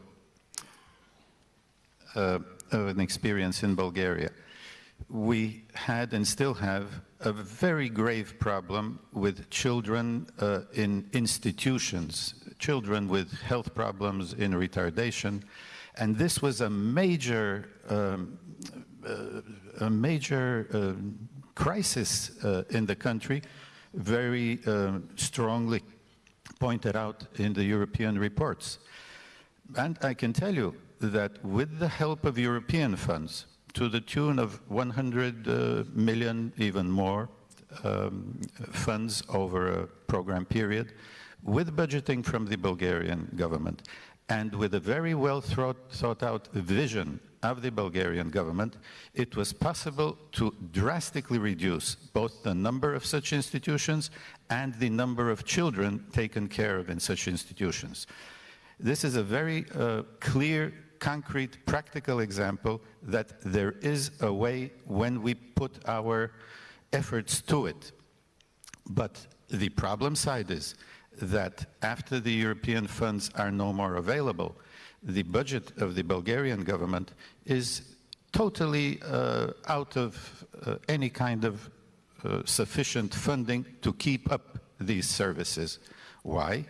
Because Bulgaria is the best example of following the Maastricht rules. We have a balanced budget, we have a low debt of less than 30%, etc., etc. And this is all at the expense precisely of childcare, of education, of eradicating poverty. So it is clear. I mean, you want concrete measures. We are trying to develop them in the European Social Fund for next year, in the different other funds. But we also have to be clear that we have to send a crystal clear message. And I would remind you of another message by the president of the European Central Bank several years ago. He said to do everything that it takes. What? To save the banks. Well, we should say everything that it takes, that not a single child is in this situation at the end of the next program period. Merci. Alors, je crois que... Thank you. Well, I don't think there are any easy answers. And, of course, every time you talk about proposal, you will talk about money. I don't know whether you remember GAFAM, people who are going to look after children tomorrow, people who are producing technology and flooding our children's brains with the internet. They have to pay for social innovation. They're the ones who ought to pay. They're the ones who will have to be there because they're making enormous profits, indecent profits, and they're having an impact on our children's futures. That's the first thing. Secondly, social investment needs to be excluded from convergence plans. Children, health, education, none of that should be seen as part of the expenditure of that nature. And you can only do that if there is a change in the power relationship in the Parliament. So my appeal would be that. The problem is that every time we talk about Europe, people are fed up. In Belgium, we have to vote. It's compulsory. In Europe, fed up with Europe don't want to. They don't vote. It's only the people who want to see the right coming forward that vote. So we need to get people involved, mobilize the socialists, mobilize the progressives. They vote if they want a social Europe. Thank you. Merci beaucoup. Yes, thank you very much. Thank you for that appeal. Now this brings us to the third and last debate now. So once you have taken your seats on the floor, we're going to talk about the added value of immigration. It's going to be very difficult to tackle such a complicated issue in 20 minutes, but we'll do our best. And as I said before, you can talk to people after the meeting. And we have the Europe Together platform as well. And I was going to tell you this, that we may have contributions coming in now, but you can also make contributions tomorrow or the day after tomorrow. I'm not sure how long that will remain open, but anyway, for at least possibly a week, I think, at least, possibly more. So here we are on our discussion, the added value of migration. So we've got Anselm Sprandl, director of the Hamburg Coordination for Refugees cell, and then we have the president of the Occitan region, Carole Delga. So please, could you come up to the platform? On va garder le même principe. So same as last time then. Please try and be as concise as possible. Then after that, we'll have a discussion. Okay, das habe ich nicht ganz verstanden. I didn't understand. So kurz wie möglich sprechen und dann Fragen stellen. Ja. Sehr geehrte Damen. So, ladies and gentlemen, my name is Anselm Sprandl. I coordinate the state-based activities of finding accommodation and integrating refugees who are in Hamburg. Now, it's the social democratic senators,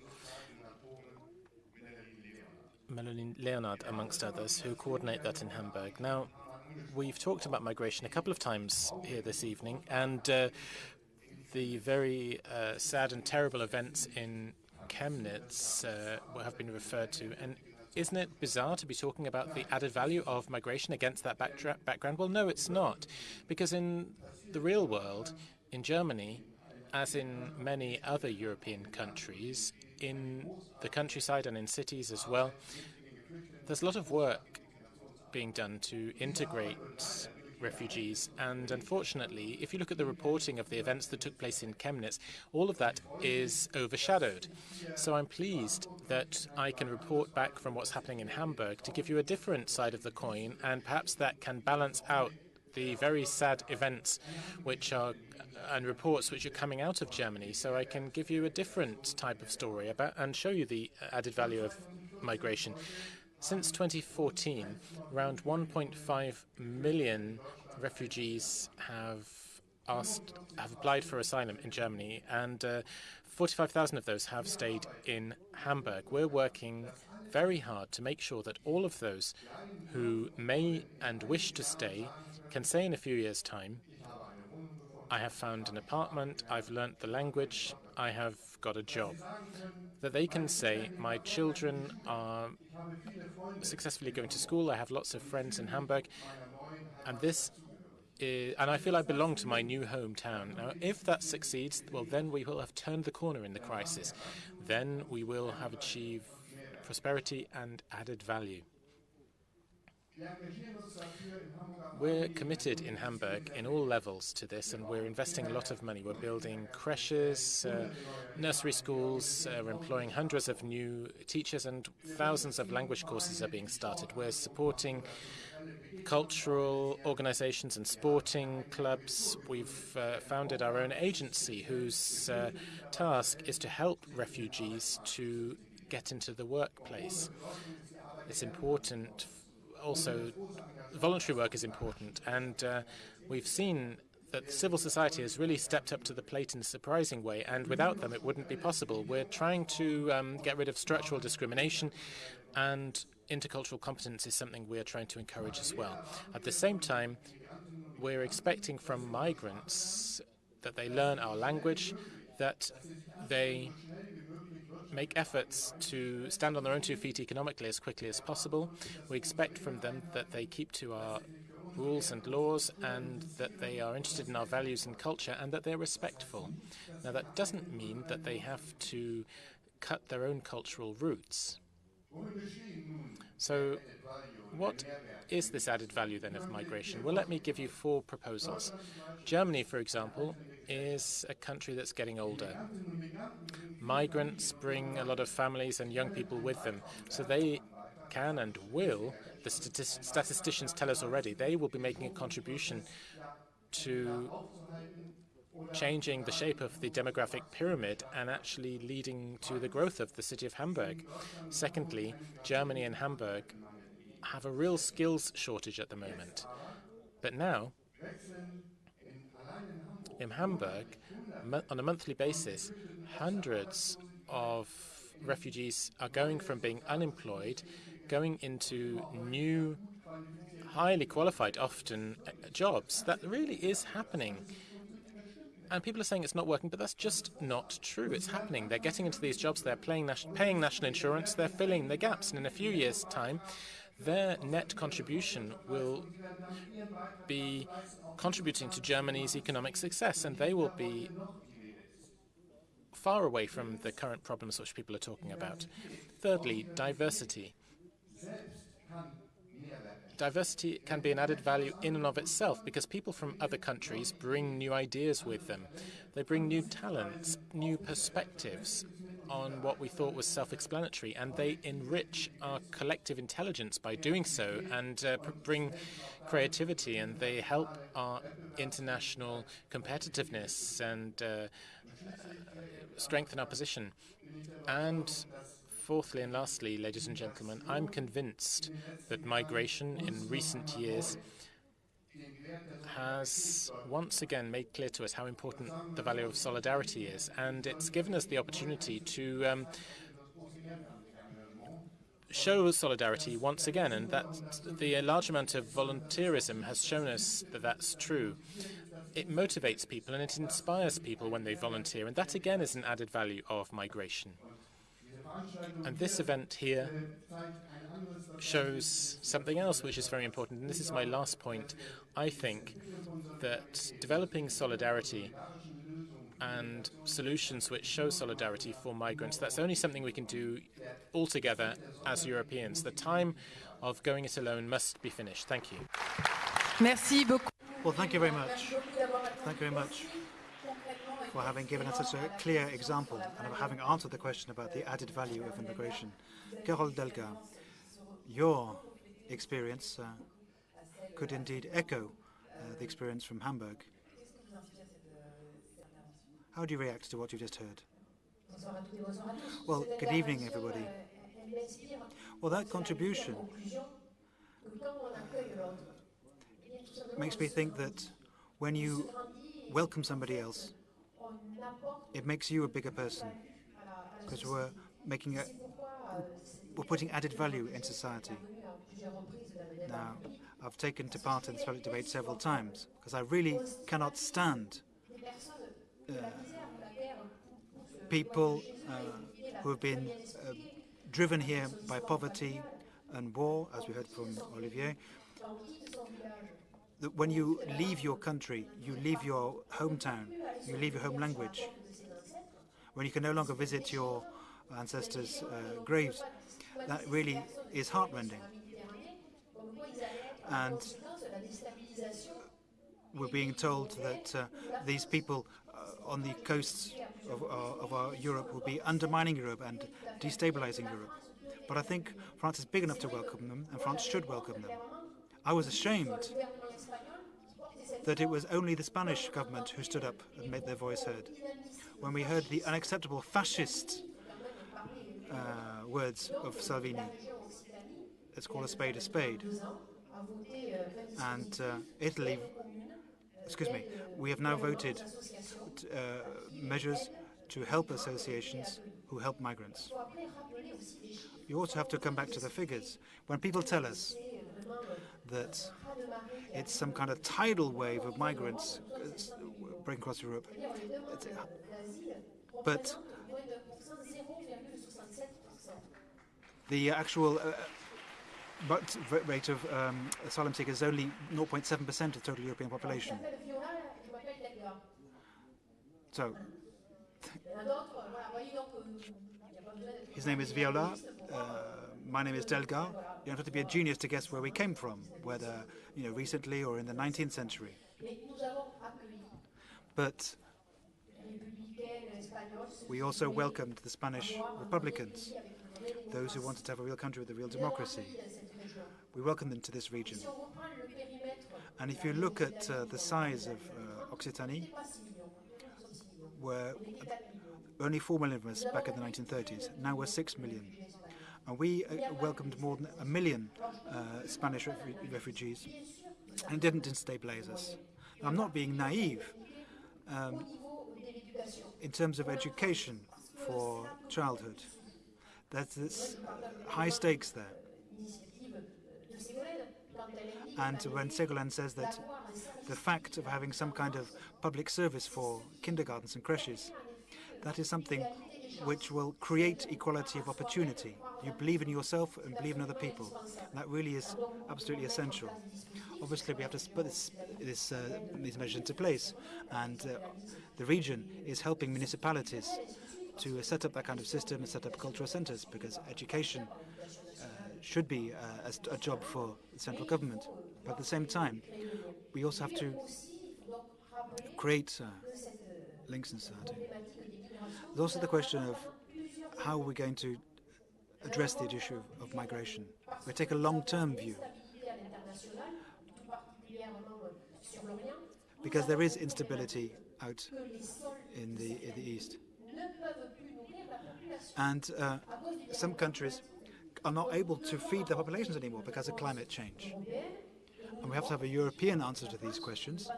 And France has to bear its part of the responsibility. We are, after all, the homeland of human rights. And recognition, welcoming people, those are the cornerstones of the French Republic. We should never forget that.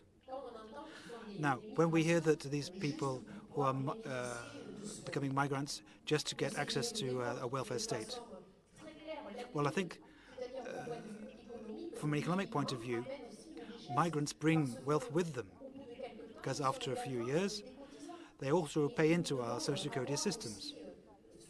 So we need to be clear about that. In economic terms, you don't make a country poorer by letting migrants in. You have to have measures for integration, measures for education, it's true. But I also wanted to point out, I read somewhere that migrants were threats to European civilization. Well, European civilization is founded on migration. European civilization really is a melting pot. If there is one continent in this world which was based on migration, Eric André was saying that the Languedoc, the original language, Occitan, obviously that's a linguistic contribution, but also in terms of organization of institutions.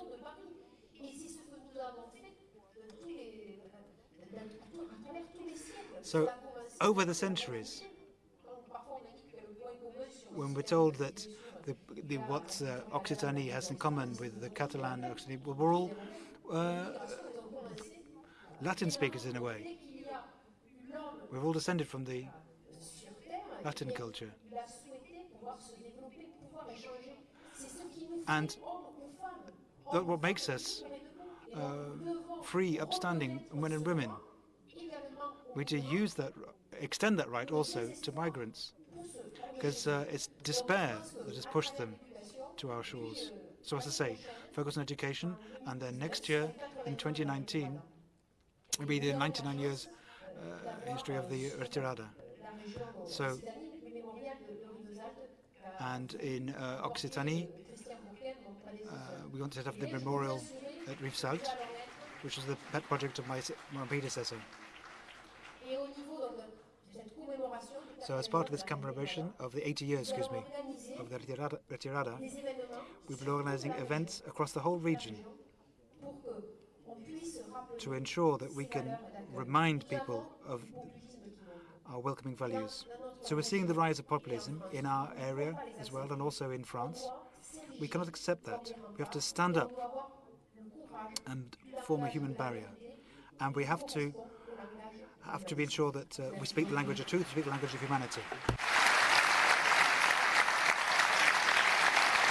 C'est un débat qui va certainement, enfin une discussion. Well, that's a debate.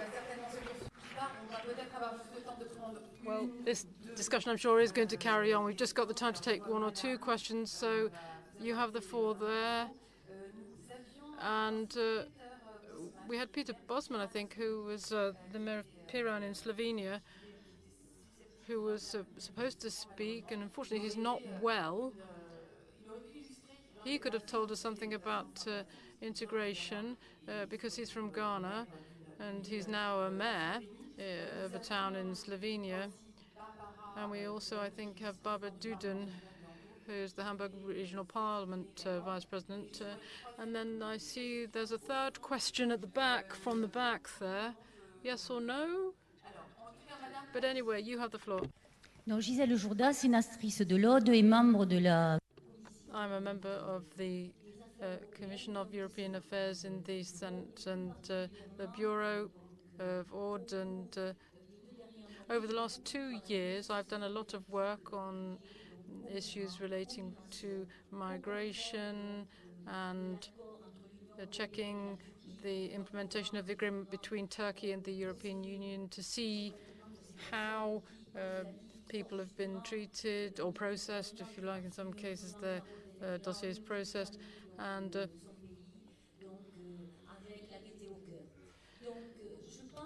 what I would say is that, quite sincerely, we socialists who want to promote a European project need to be very careful about what we call a political Europe in this respect, because if we allow European Union member countries to work against migration in an inhumane way, barbed wire, we've seen a resurgence of barbed wire across borders. Hungary is a case in point. When you have a member of the European Union doing that sort of thing, then we've got to ask the countries who do that to respect human rights and to respect the agreements which have been made and which are the very foundations of the Europe that we wanted to build. It is true that policies which are set up regionally and at departmental level would be to treat people humanely. You are right in what you say. There's an added value to this. I very much believe that in what we are doing, we need to be very clear about the fact that the sort of political Europe we want is a Europe which says we do not accept this treatment of people going on. When I see this, I think we need to think in terms of solidarity. It's inhumane because you say, okay, there are traffickers and that's the problem, and you take people to court. Now, I will let other people take the floor, but I just wanted to give a flashback to the previous issues that we looked at by saying that we have, against all odds, managed to get a fund for social defense, and this has been approved now. So I think in terms of a plan for combating the precarious existence for children, that's something we need to back as well. We need to set up a fund, a European social fund to combat child poverty. That is absolutely crucial. Thank you very much. Rapidement, monsieur. Well, thank you very much. Very briefly, if I could ask you please to be brief. I will be brief. I think when you look at recent declarations or statements made by Wagenknecht in Germany, you can see that part of the left is adopting a rather anti-migrant stance. Are we seeing at the moment, and this is something that might concern us when we look at what the Prime Minister of Slovakia has said, are we seeing a sort of a Bismarckian movement? What Bismarck did, of course, was he tried to he adopted social policies himself in order to stop the advance of the Social Democrats. And what we're seeing on the left, perhaps, is there's a risk that we're going to adopt these some of these measures which are about turning our back on foreigners to rather cut the grass from under the feet of the right-wingers, to stop them in their tracks. I'm saying that because I don't want the European left to cede ground on this point. So how can we reaffirm our values, that we want to be welcoming, faithful to our socialist values? Thank you. Moderator, well, I'm not sure we're going to have the time to answer those questions right now. I think that we still have one final question or comment. Thank you very much. I'm Barbara Duden. I'm a member of the Hamburg local authority, and I'd like just to make a couple of points relevant to this discussion, which I think are extremely important. And Sprandl said, and a number of others as well have said time and again, that when you come to this question as to how much migration can Europe actually bear, well, that's framing that question in a very negative way, and we really need to think about where, and people ask that question to say, well, where are these migrants all going to actually live? Well, let me say in Hamburg, we have been able to accommodate these 45,000 people, and also, more than that, the 5,000 or 6,000 children and young people, we found a place for them as well. From pretty much from day one or week one, we've managed to get them a binding offer of a school place, because we know that successful integration only can take place by way of education. So we know that these children or young people are going to be the people who will be the ambassadors for our successful migration in Europe. We will have successful migration in Europe, and I think it is the task of all of us here today, to make sure that we actually discuss this question in a positive way in our local and regional authorities. Let me tell you what happened last Wednesday in Hamburg.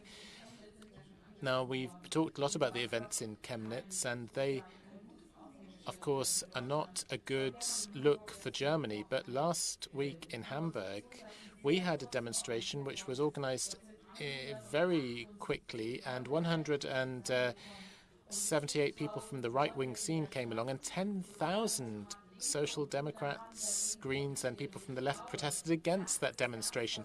And that, I think, is what it means to be engaged civilians in Europe, and that's what we should be fighting for. Merci beaucoup. Effectivement. Well, thank you very much. There's the other side of the coin in Germany. Citizens who will demonstrate against the anti-migration movement. Well, thank you both of our speakers for giving us their input and seeing us migrants as added value. Although that may be difficult for some people to understand. We'll continue the debate later,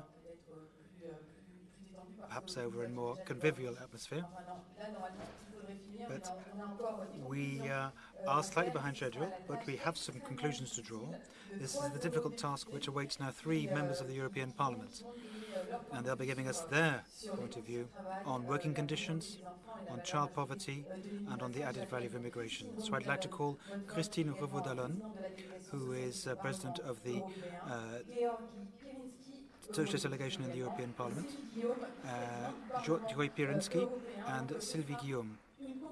So this will be a conclusion of our 3 sessions. Voilà, un homme entre 2 femmes. Il y a plus que la parité. Hein. It's more than gender equality, actually. It's been the case since this morning. So, Christine, we'd like to start, please. And I say, please keep it short.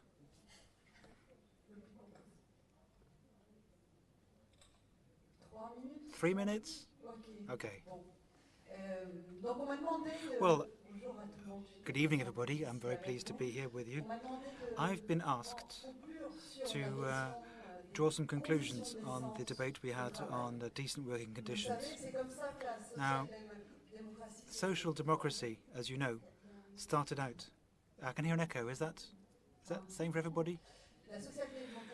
Social democracy was founded to defend workers' rights, or people looking for work. That's how it all started. And today, we are facing a huge challenge. The question of this social pillar was highlighted already by the founding fathers of social democracy. And in the treaties, in the Maastricht Treaty, Jacques Delors and François Mitterrand. I really don't like this echo. Well, there's lots of reverb behind. You've been doing this all day, have you? Oh dear.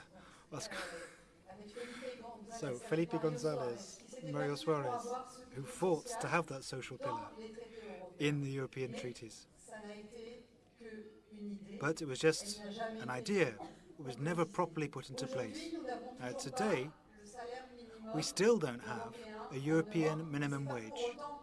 But that's not going to prevent us fighting for it. But as all the speakers have said, we have to keep a close eye on these new types of contract, which are leaving people in very precarious situations, which means there are more working poor in Europe. We have to make progress on that. And I think that we have to come up with a sort of transition fund to support people, all those workers, and ensure that that fund is paid by the companies who do not respect decent working conditions. And the European Labour Agency, which is something we're talking about at the European Parliament and the Commission, has to see the light of day so that we can find a way of punishing those people. We also need to ensure that there's a proper framework for Uberization of work. Work has to be to the benefit of all employers. And also, we have to make the most of innovation. Innovation exists in our regions. Our regions are carrying out interesting experiments and need support in that to see how we can make things better. And let me close on one final point. Decent working conditions concerns women and men. And there is a problem in the gender pay gap. We need to tackle that by having proper paternity leave at a decent level of money. That is one of the fights we have ahead of us. We voted in favour of that in the European Parliament. But we have a president in France who is against that, Emmanuel Macron, because it costs too much money. And we can't stop men working, because that would cost the economy too much money, whereas women should stay at home and look after the children. Well, that's completely unacceptable vision. So, in this question of work conditions, there's also the question of the gender pay gap. But many thanks for all the contributions that you've made. And we still have these social questions we need to put on our agenda. But we need some changes in politics.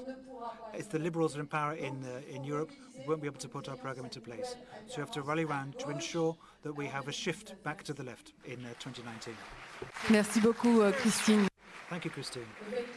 It's true that the gender pay gap, that's something which is around 10% in France at least, and in theory at least, gender equality is one of the top priorities of the current government, but we're still waiting for measures in that area.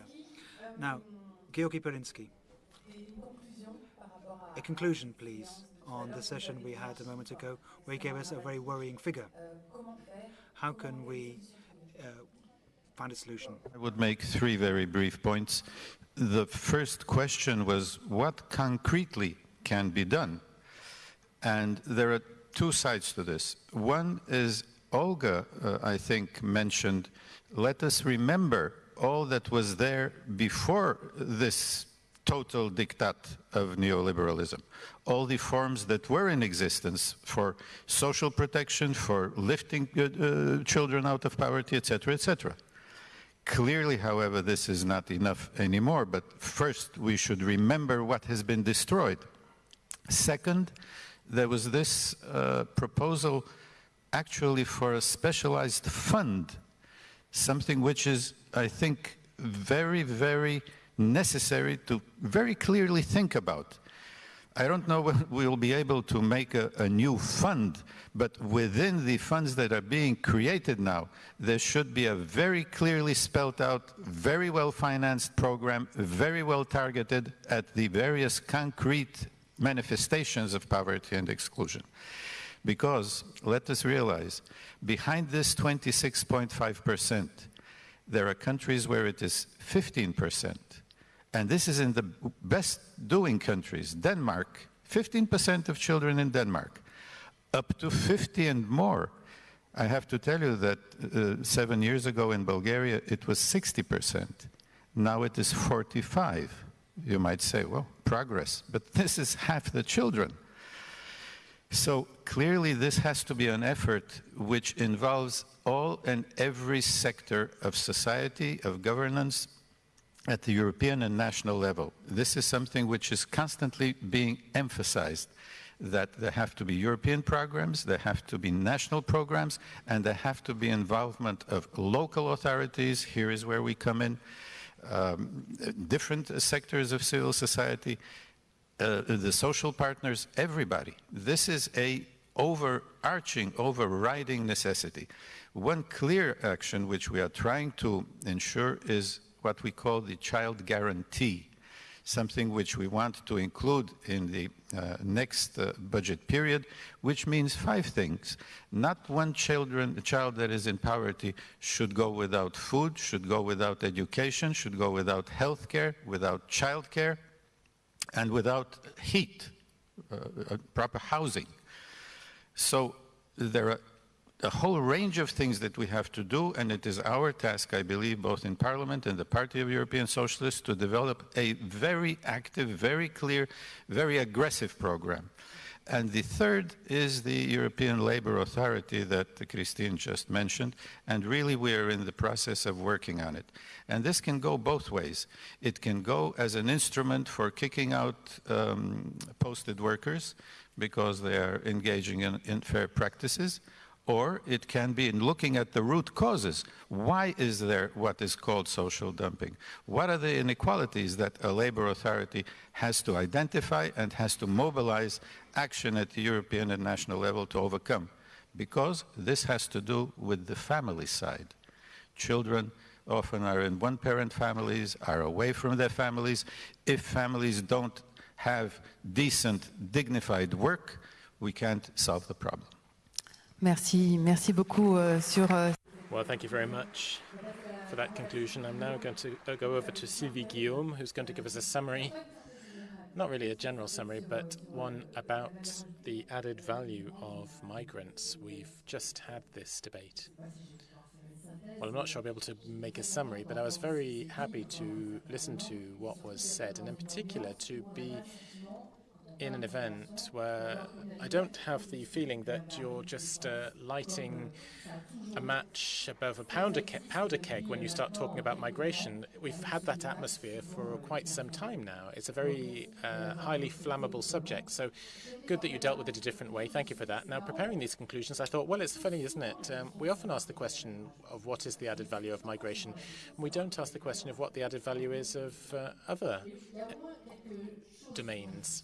And something I'm very sure about is that certain countries where democracy is collapsing at the moment really do know how to answer that question. Retired people or soon-to-be retired people who are going to need help very soon, they will be able to answer that question. And a certain number of companies. Many parts of industry don't have enough people, don't have manpower. They can answer that question. So it's clear, it's easy to answer the question of the added value of migration. And also, we need to look at our own socialist and democrat values and be very clear on that question. How can we counter what the right and the extreme right and the liberals are saying on these subjects, and how can we move this debate on? It's been really the fear has been inflamed in this debate. We need to get back to proper debate and sensible ideas. Lots have been said in this. Anselm and Carol were very, very interesting on this debate, but let me just add something to it, just a few ideas, because I think before you can measure the added value, before you start talking about looking after new arrivals and integrating them, you have to ask the question of, how is it people are coming in the first place? One of the main problems that we know, a real drama that we're aware of, is that many people who want to come to Europe don't get there. They don't get there. They die on the way. So you have to ask the question, before you ask the question of integration, you have to look at the question of access. Let me add 3 ideas, which I think are what we're looking at in the European Parliament, what the Socialists and Democrats are working on your behalf. One is to have an ordered policy. We need to fight the traffickers and to destroy that parallel economy of the human traffickers. That means, for example, we need to go over and beyond what we do when we talk about grouping families. We need to rethink the European Blue Card, which currently only applies to highly qualified people. And by opening up that program, I think we could avoid a situation where people are using asylum to try to get into the European Union when they're not really asylum seekers. So we need to broaden the criteria. And also, let me tell you that 90% of people who end up being classed as refugees in the European Union, 90% of people came irregularly into the European Union. So you need to make sure that legal modes of entry, legal and safe modes of entry, allow these people to come. Amongst the Socialists and Democrats, there are those who support the idea of humanitarian visas. That would be the way to arrive in the European Union in a safe way, So to not be part or and not be another statistic of somebody who's died trying to get to Europe. That is a way to limit the economic costs and the human costs when it comes to migration. The third ideal you'll be more familiar with is completely revising the Dublin regulation. I'm sure you're all familiar with that.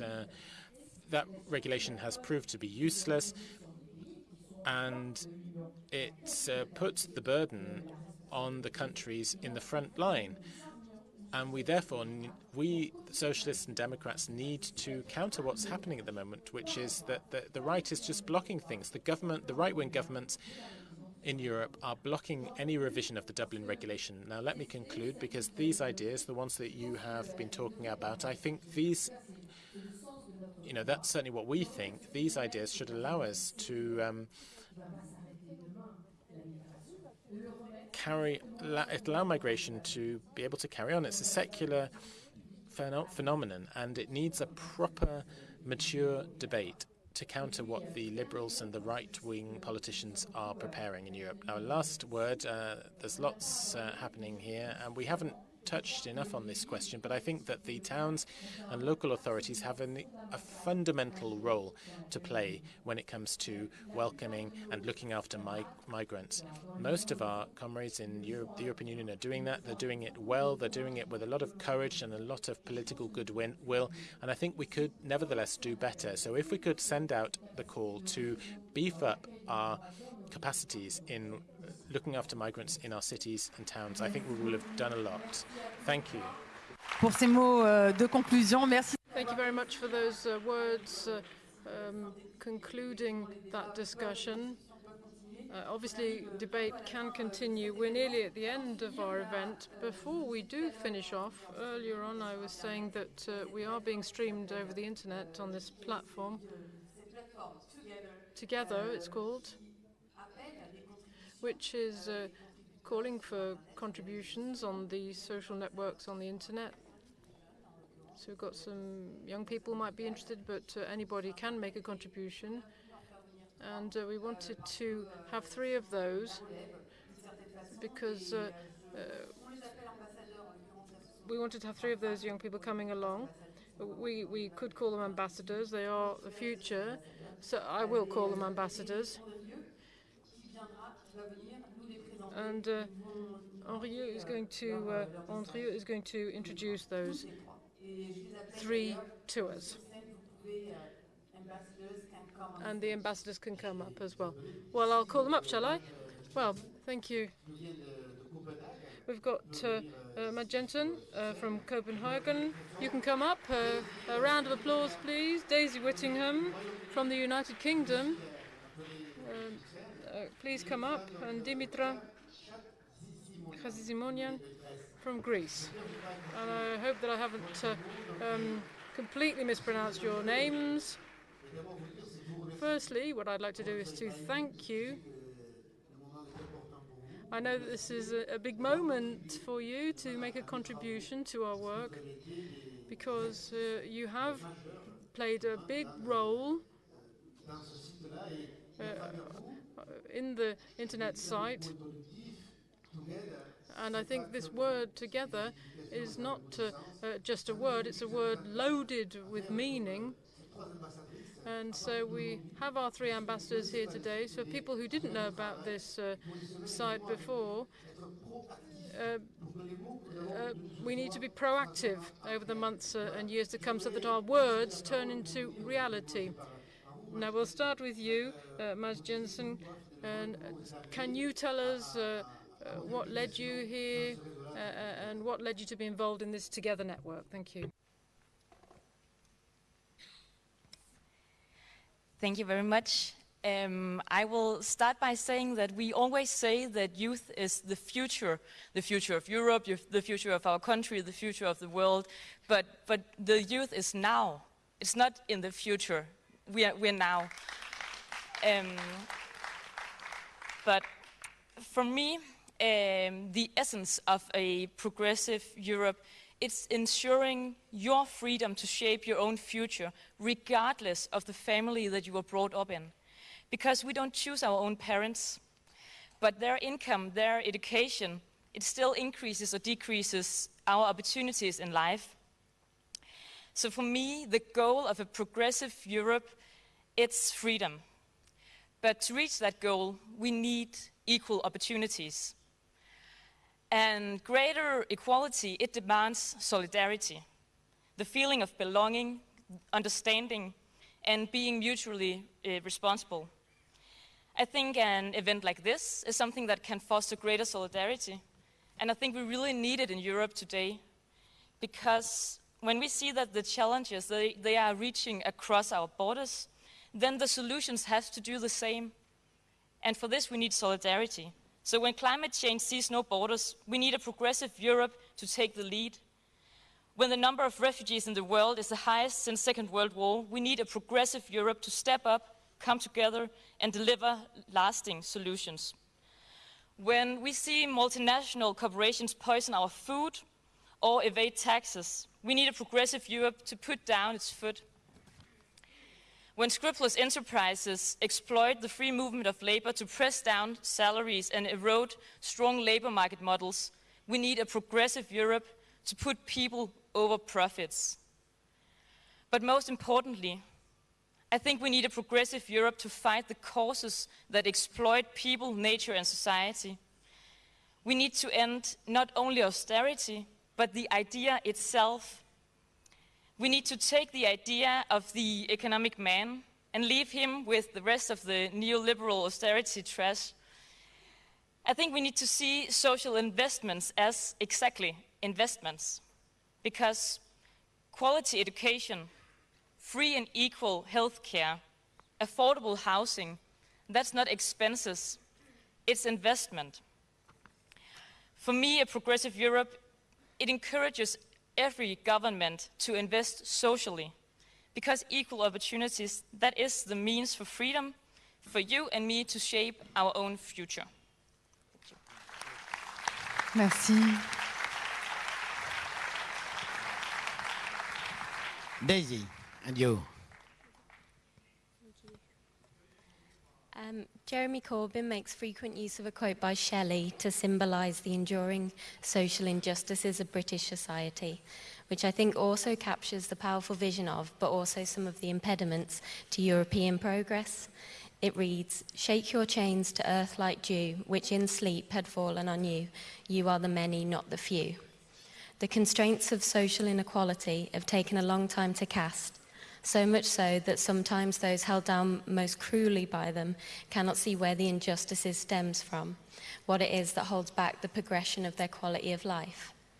In Britain, a lack of progress in the lives of 51% of the voting public inspired them to lash out, but not necessarily at the source of their chains. In light of this, I always return to the concept of a progressive Europe being built around communication. The origins of injustice need to be exposed to be overcome. If I can see the links of the chain, it does not matter unless I can communicate it to the woman whose child can't get a school place because of poor local government, or to the apprentice who has just lost his job through aggressive austerity. Offering alternative workable policies to the political links which together keep so many people down, from inequality in employment to poverty and discrimination, focuses and communicates where the change must come from and how, leading to enduring progress from the many and for the many. We cannot let the communication of the European vision slip, because European progress can be irrevocably wounded by silence from the left, particularly if that silence is imposed upon us by distance or the right.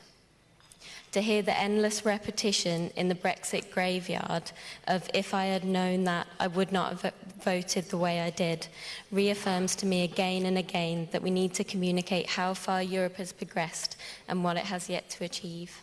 Thank you. Merci, merci beaucoup. Mettez s'il vous plaît bien le micro. Thank you very much. Please speak right into the microphone if you can. Good evening, everybody. It is an honor to be here with you today. It has been a great opportunity for me to hear all of these presentations and discussions, which gave me a new perspective of the discussed topics. I would like to apologize in advance for my stress that only gets my accent worse. I'm coming from Greece, a country that already is facing the majority of the problems that Europe has, as economical crisis, refugee issue, the rise of right extremism, populism. I'm here to talk about Europe, but as I see it, the problems of one European country are problems for the whole of Europe.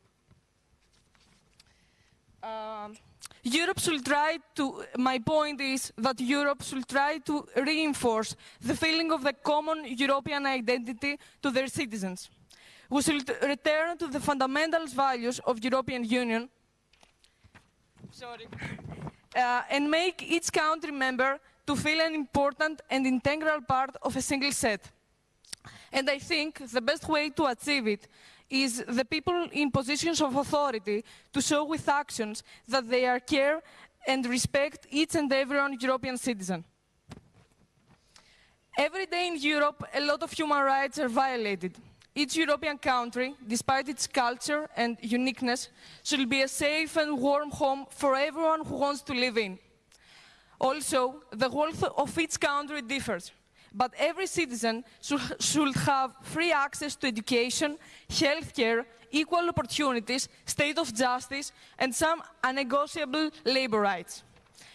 But most important of all, every citizen should have the opportunity to live a dignified life without discrimination, fear, or poverty. Let's create a Europe in which people can once again dream. Thank you for your time. Merci beaucoup à toutes les. Thank you very much to all three of you. Yes, thank you. Thank you very much indeed to all three of you for your comments. I hope that everybody here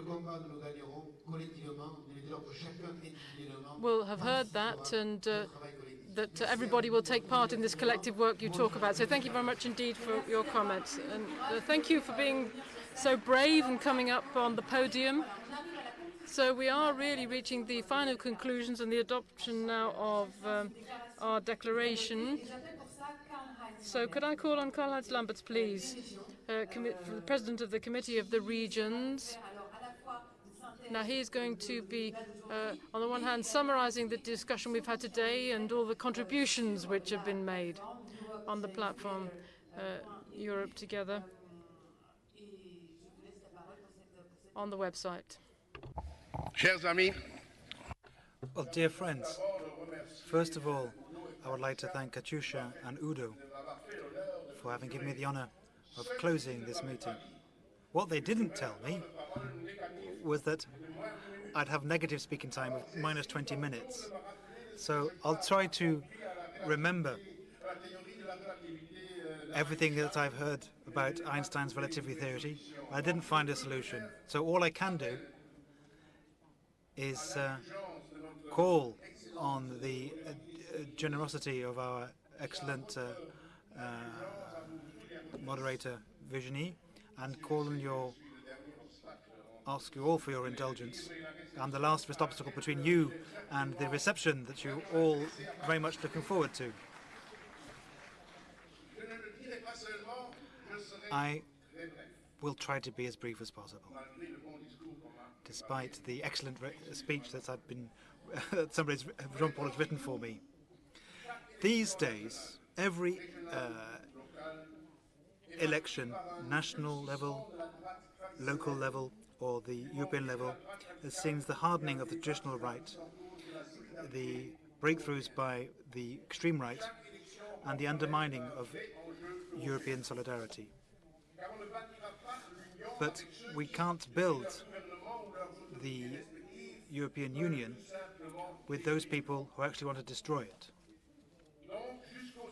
So, up until between now and the European elections, we have to fight together, fight every battle to show that we can make a difference.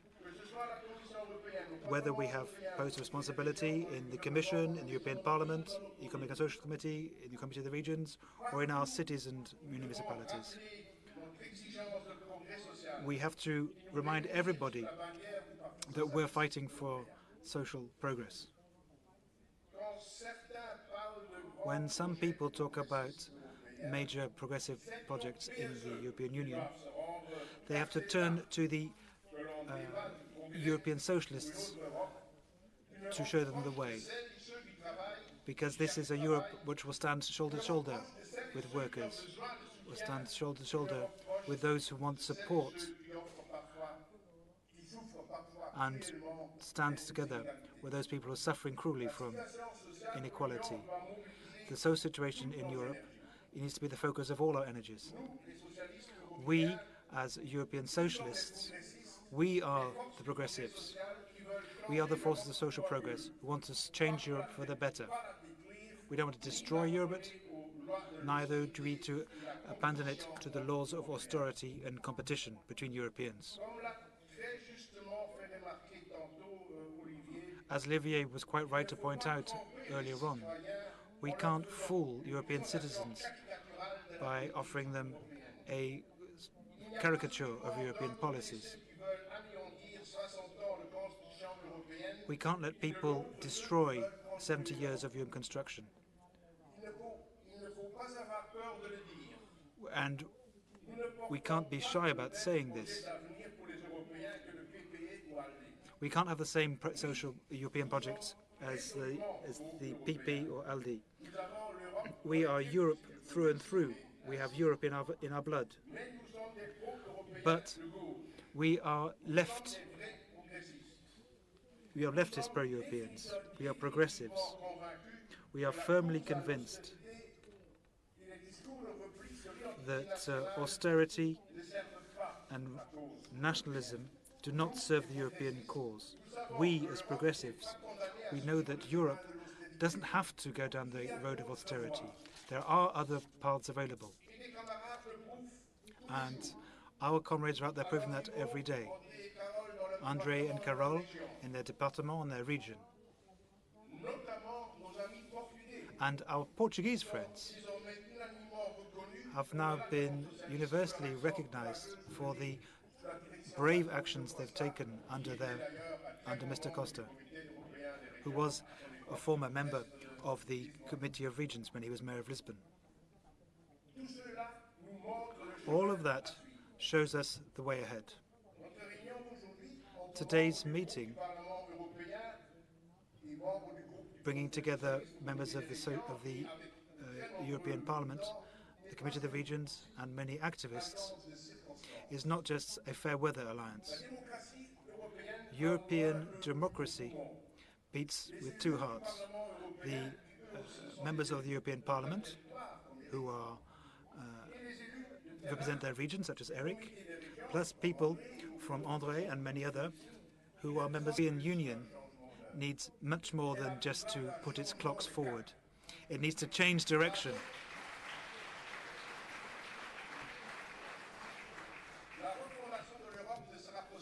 Rebuilding Europe will only be possible if we carry out, on the local level, our projects for cohesion and social progress.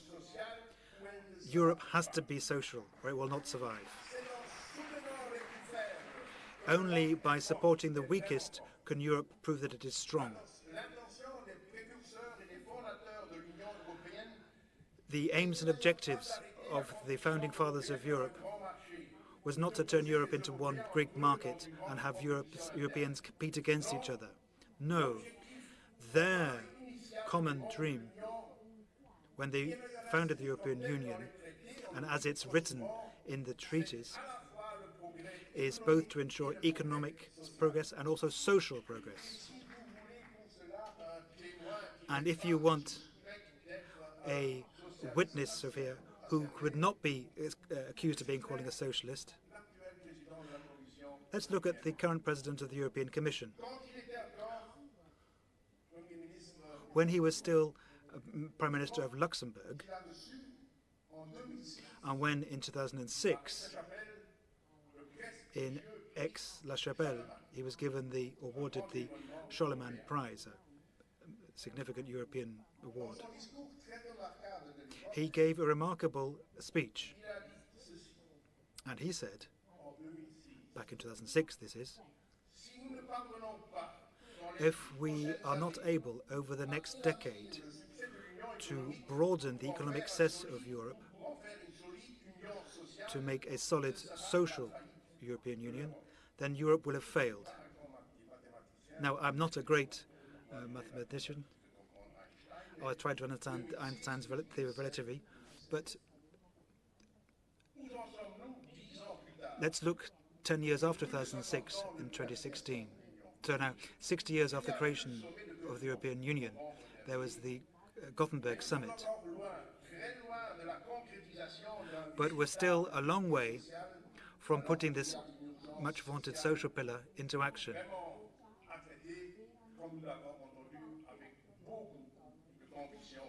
And we've heard that social pillar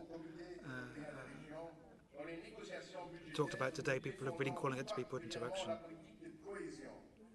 We also need to focus on cohesion policy, because economic, regional and social cohesion is at the heart of the European Union's goals.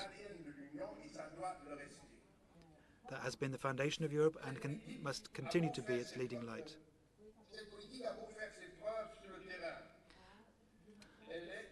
But this policy has been successful, but it's still being undermined for budgetary reasons.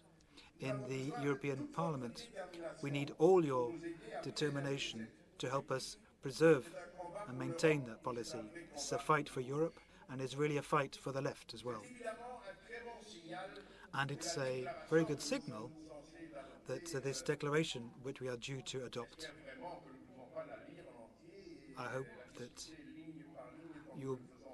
we won't be reading this line by line, discussing every comma and full stop in it, as we sometimes do in the European Parliament. But this declaration is very clear, and it reminds us, quite rightly, that the European Union needs an ambitious budget and needs financial instruments that local authorities can get hold of.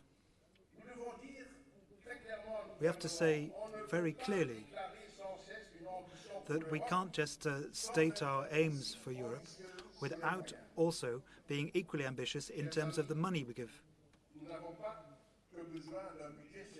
So we need not just a budget for investment. Today, the budgetary and accounting roles of the Union don't leave us enough room for manoeuvre, and we really are restricting ourselves. There are many who want to invest more, but we're told to make smart investments. We have to make these rules more flexible, and that really seems to be a taboo for the European right.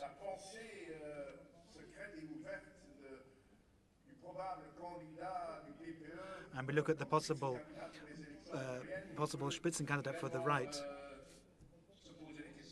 You may want, well, that's really quite dubious, but the European left will continue to fight for public investment in Europe and needs to fight for other rules, such as flexibility in state aid. That's also holding us back. And these are obstacles for developing services of general interest in Europe. So, dear friends, let's put our forces together to win this battle and to win these elections. Let's put all our strengths together to dispel the fear that seems to be handicapping European citizens. Let's turn that fear into hope. Hope for their children, their grandchildren, and for all the communities where they live. We really need to win over all citizens and use all our intellectual, material capacities. And we need to rediscover, we need to give new life to the European social model by giving it the foundations. So the foundations inspired by history and also inspired by the challenges that lie ahead. So for all those reasons, it really is worth fighting for Europe. And let's do it together. Thank you. Merci beaucoup. Restez sur. Thank you very much. So perhaps if you could stay on the stage, because I'm going to invite you to approve this declaration by acclamation, but you've already done so, so that brings us to the end of this session. Let me invite all of the participants to come to the stage for a family photo, and then we will have a small reception after that. I think we can say thank you very much to everybody. So the reception will take place behind the stage. Thank you to the interpreters, to the technicians, to all of the participants. I'm not going to list their names again. We've listed them before. So I'm going to invite everyone onto the stage, and then we will have the reception. Thank you very much.